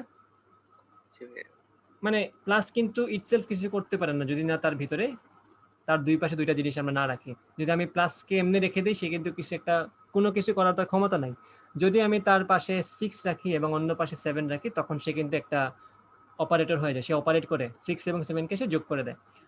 মাইনাস একটা অপারেটর, গুণ একটা অপারেটর। প্রোগ্রামিং ল্যাঙ্গুয়েজে অথবা আমাদের সি প্রোগ্রামিং ল্যাঙ্গুয়েজ অথবা যে কোনো প্রোগ্রামিং ল্যাঙ্গুয়েজেই অথবা অ্যাটলিস্ট কম্পিউটারে গুণ চিহ্নটা কিন্তু এরকম স্টার দিয়ে থাকে, এরকম স্টার তোমরা দেখে থাকবা। নামলকের ওই পাশে নাম্বারের যেখানে থাকে ওখানে স্টার থাকে, এটা হচ্ছে তোমাদের গুণ চিহ্ন। আর একটা হচ্ছে ভাগ চিহ্ন। সে এইগুলো কিন্তু আমরা সবাই মোটামুটি পরিচিত, যোগ, বিয়োগ, গুণ, ভাগ এইসবের সাথে পরিচিত। আমাদের নতুন কিছু অপারেটর আসবে, যেমন ধরো নট একটা অপারেটর। ওকে, আরেকটা আসবে তোমার এরকম, আস্তে আস্তে আমরা দেখবো পার্সেন্ট একটা অপারেটর। এই পার্সেন্ট কিন্তু আমাদের শতকরা বোঝায় না, এই পার্সেন্ট বোঝায় রিমাইন্ডার বা ভাগশেষ। তো এটাকে বলা হয় মডিউল অপারেটর, এটাকে বলা হয় মডিউল অপারেটর। ওকে, মডিউল অপারেটর, এটার কাজ কি দেখো। যোগের কাজ কি? যোগের কাজ হচ্ছে দুইটা সংখ্যাকে যোগ করে দেয়, যেটা আমরা নর্মালি পারি। মাইনাসের কাজ হচ্ছে বিয়োগ করা, এইটার কাজ হচ্ছে গুণ করা, এবং এটার কাজ হচ্ছে ভাগ করা। যখন আমি একটা সংখ্যাকে আরেকটা সংখ্যা দ্বারা ভাগ করব, খেয়াল করবো ভালো করে। যখন আমি একটা সংখ্যাকে আরেকটা সংখ্যা দ্বারা ভাগ করব, সে ফর এক্সাম্পল আমি লিখলাম 5 দিয়ে আমি 10কে ভাগ করলাম। ওকে, আমি লিখলাম 5 দুগুণে 10। আমি যদি বলি 10 ডিভাইডেড বাই 5, এটার ভাগফলটা কত বলো তো? ভাগফলটা কত? 2 না? 2 আচ্ছা, এটার ভাগশেষটা কত? 0, তাই তো? তাহলে যখন জি আমি এই সাইনটা ইউজ করব, সেটা বোঝাচ্ছে এটা আমাকে ভাগফল দিবে বা কোশেন্ট দিবে, ভাগফল দিবে আমাকে আনসার। আর যখন আমি এই পার্সেন্ট ইউজ করব, সে আমাকে বোঝাচ্ছে 10কে 5 দ্বারা ভাগ করলে যে ভাগশেষটা থাকে, সেই ভাগশেষটা সে আমাকে দিবে। তাহলে 10কে 5 দ্বারা ভাগ করলে ভাগশেষ কত? 0 না? সে আমাকে আনসার দিবে 0। অর্থাৎ এই অপারেটর দ্বারা আমি চেক করতে পারি যে একটা সংখ্যা আর একটা সংখ্যাকে ভাগ করতে পারে কিনা। যদি মনে করো আমি দেখি 15 ডিভাইডেড বাই 2 এর ভাগশেষ যদি হয় 0, তার মানে কি 15কে 2 দ্বারা ভাগ যায়, কিন্তু এখানে তো যাচ্ছে না ডেফিনেটলি, এখানে তো ভাগশেষ হচ্ছে 1। যদি একটা সংখ্যাকে অন্য একটা সংখ্যা দ্বারা ভাগ করার ফলে ভাগশেষ 0 হয়, তার মানে ডেফিনেটলি ওই সংখ্যা দিয়ে প্রথম সংখ্যাকে ভাগ যায়। ওকে, তো এইটা দিয়ে আমরা কি চেক করি যে একটা সংখ্যা একটা সংখ্যাকে দিয়ে ভাগ যায় কিনা। যেমন ধরো আমি যদি দেই a% b is equal two 0, মানে হচ্ছে b হচ্ছে এর একটা উৎপাদক, অথবা b দিয়ে একে ভাগ যায়। আশা করি বুঝতে পারছো কাহিনী। আচ্ছা, তো এই হচ্ছে একটা অপারেটর, অনেকগুলো অপারেটরের মধ্যে এই ছিল একটা অপারেটর যেটা নিয়ে আমরা কথা বললাম। তারপর আরেকটা অপারেটর আছে। আচ্ছা, অপারেটরগুলো আমি অন্য জায়গায় লিখি, একটু সুন্দর করে লিখে দিই। আমার স্কেচ বুকে নিয়ে আসি। আসছে স্ক্রিন? Yes. ওকে, আমাদের অনেকগুলো অপারেটর আছে। একটা যেগুলো চিনে সেগুলো তো লিখলাম না। একটা অপারেটর হচ্ছে এটা, লেস দেন অপারেটর। আরেকটা অপারেটর হচ্ছে মনে করো এটা, গ্রেটার দেন অপারেটর। একটা অপারেটর হচ্ছে এটা, নট ইকুয়াল। শুধু এটা দ্বারা বোঝায় নট, ওকে, আর এটা দ্বারা বোঝায় সমান কিনা। এখন কোনটা কি বোঝায় আমরা যখন ওই রিলেটেড প্রবলেম সলভ করব তখন তো ডেফিনেটলি বুঝে যাব। এই যে সমান সমান, একসাথে দুইটা ইকুয়াল সাইন, এটা দ্বারা বোঝায় একটা সংখ্যা আরেকটা সংখ্যার সমান কিনা। এই হচ্ছে এগুলোর নাম। ওকে, এখন অপারেটরগুলোর বিভিন্ন নাম আছে। কিছু অপারেটরকে বলা হয় ম্যাথমেটিক্যাল অপারেটর অথবা এরিথমেটিক অপারেটর বলতে পারে সেগুলোকে। এগুলো কিন্তু এরিথমেটিক অপারেটর না, এগুলো হচ্ছে রিলেশনাল অপারেটর। ঠিক আছে, যেমন ধরো এখানে আমি দেখছি একটা সংখ্যা একটা সংখ্যার চেয়ে ছোট কিনা, একটা সংখ্যা একটা সংখ্যার চেয়ে বড় কিনা, একটা সংখ্যা একটা সংখ্যার সমান নয় কিনা। যদি সমান না হয় তাহলে সে বলবে যে সমান না। এটা দ্বারা চেক করছি এই দুইটা একটা একটা সমান না কিনা। ঠিক আছে, আচ্ছা, এই নট দ্বারা কিন্তু অন্য জিনিস বোঝায়। নট দ্বারা কিন্তু আমাদের কমপ্লিমেন্ট বোঝায়। ধরো আমি একটা সংখ্যার সামনে নট এ দিয়ে দিলাম, তাহলে এর ভ্যালু যদি 1 হয় সে এটাকে 0 বানিয়ে দিবে। আর এই যে অপারেটরটা ইকুয়াল ইকুয়াল, সে চেক করছে কি দুইটা সমান কিনা। যখন আমি এইরকম একটা জিনিস দিব যে এ ইকুয়াল ইকুয়াল বি, এটার মানে কিন্তু এটা না যে এ আর বি সমান। এ চেক করছে যে এ আর বি সমান কিনা। এটা হচ্ছে একটা অপারেটর। সে চেক করে আমাকে বলবে। সে যদি চেক করে আমাকে রিটার্ন করে 1, মানে আমার কাছে আসলে রিটার্ন করবে না, আমার কম্পাইলারের কাছে রিটার্ন করবে। যদি এটা সত্য হয়, এ আর বি যদি সমান হয়ে থাকে সে রিটার্ন করবে 1, আর এ আর বি যদি সত্য না হয় তাহলে সে রিটার্ন করবে 0। ওকে, দ্যাটস ইট। এবং আমরা অবশ্যই এটা প্রিন্ট করে দেখতে পারবো যে এটা সমান কিনা। যদি সমান হয়ে থাকে তাহলে 1 প্রিন্ট করাবো, যদি সমান না হয়ে থাকে তাহলে 0 প্রিন্ট করাবো, সেটা আমরা দেখবো। আরো কিছু অপারেটর আছে যেগুলোকে বলা হয় bitwise operator. Bitwise operator এগুলো অ্যাডভান্স কেসে আমরা দেখবো। এই যে দুইটা লেস দেন, দুইটা গ্রেটার দেন, এটাকে বলা হয় লেফট শিফট রাইট শিফট, এগুলোকে বলে। এরকম কিছু অপারেটর আছে আমাদের। আচ্ছা,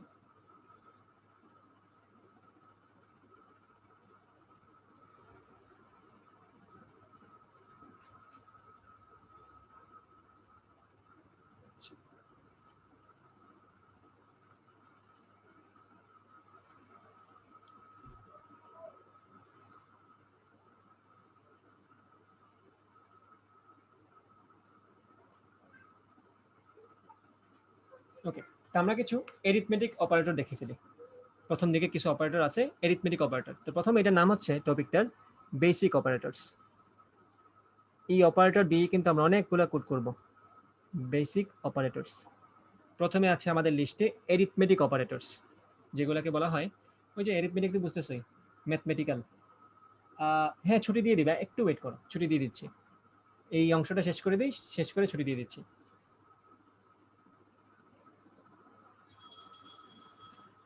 আর কত সময় হইব ক্লাস? এই তো মাগরিবের আজান তো হয়ে যাবে একটু পরেই, 5:30 পর্যন্ত 35 পর্যন্ত চালাই, 5:30 তো প্রায় বাজে, 5 মিনিট নিব আর, ঠিক আছে? ওকে। ওকে, অপারেটরস।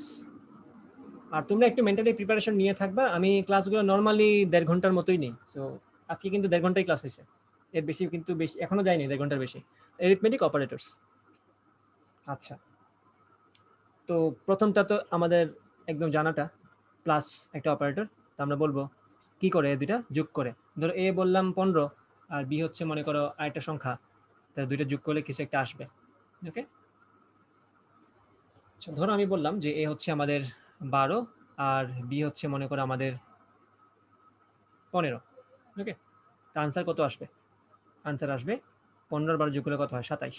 ওকে, যদি আমি মাইনাস ইউজ করি তাহলে 12 থেকে 15 বাদ যাবে, অর্থাৎ এ মাইনাস বি যদি হয় তাহলে আনসার আসবে কত? -3।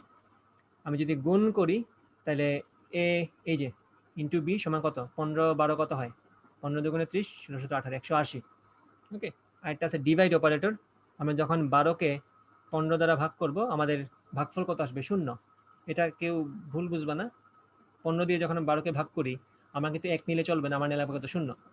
তাহলে 15 0 0, ভাগশেষ হচ্ছে এখানে 12। ওকে, তাহলে এখানে ভাগফলটা কত? ভাগফলটা হচ্ছে 0। তাহলে ভাগফল লিখলাম এখানে 0। এই যে সাইন, এই যে ভাগ চিহ্নটা, এটা আসলে আমাকে ভাগফল দিবে। ওকে, এই হচ্ছে কথা। আরেকটা আছে আমাদের, এই যে এটাকে বলে মডিউল অপারেটর, অথবা এটাকে মডুলাস অপারেটর বলতে হবে। এটা নাম লিখে দিই কজ এটা তোমাদের কাছে নতুন, অনেকের কাছে নতুন। এটাকে বলা হয় মডুলাস অপারেটর। এটা কি করে? এটা আমাকে ভাগশেষ দেয়। এটা কি করে? আমাকে ভাগশেষ দেয়। তো যখন আমরা এ কে, আচ্ছা আমরা এ বাই বি লিখিনি, এটাকে এ বাই বি লিখলাম। ওকে, যখন আমরা এ কে বি দ্বারা ভাগ করবো, ভাগ করার পরে ভাগশেষটা কি হবে? এই যে দেখো, ভাগ তো তোমার সামনেই আছে। এই যে আমরা এ কে বি দ্বারা ভাগ করলাম বা 12কে 15 দ্বারা ভাগ করলাম, ভাগ করার পরে আমাদের ভাগশেষ কত আসছে? 12। তাহলে এখানে a% b মানে হচ্ছে আমাদের 12। আচ্ছা, আরেকটা অপারেটর আমাদের বাকি আছে, সেটার নাম হচ্ছে প্লাস প্লাস। এই প্লাস প্লাস জিনিসটা কিন্তু খুবই ইন্টারেস্টিং। এটাকে বলা হয় ইনক্রিমেন্ট।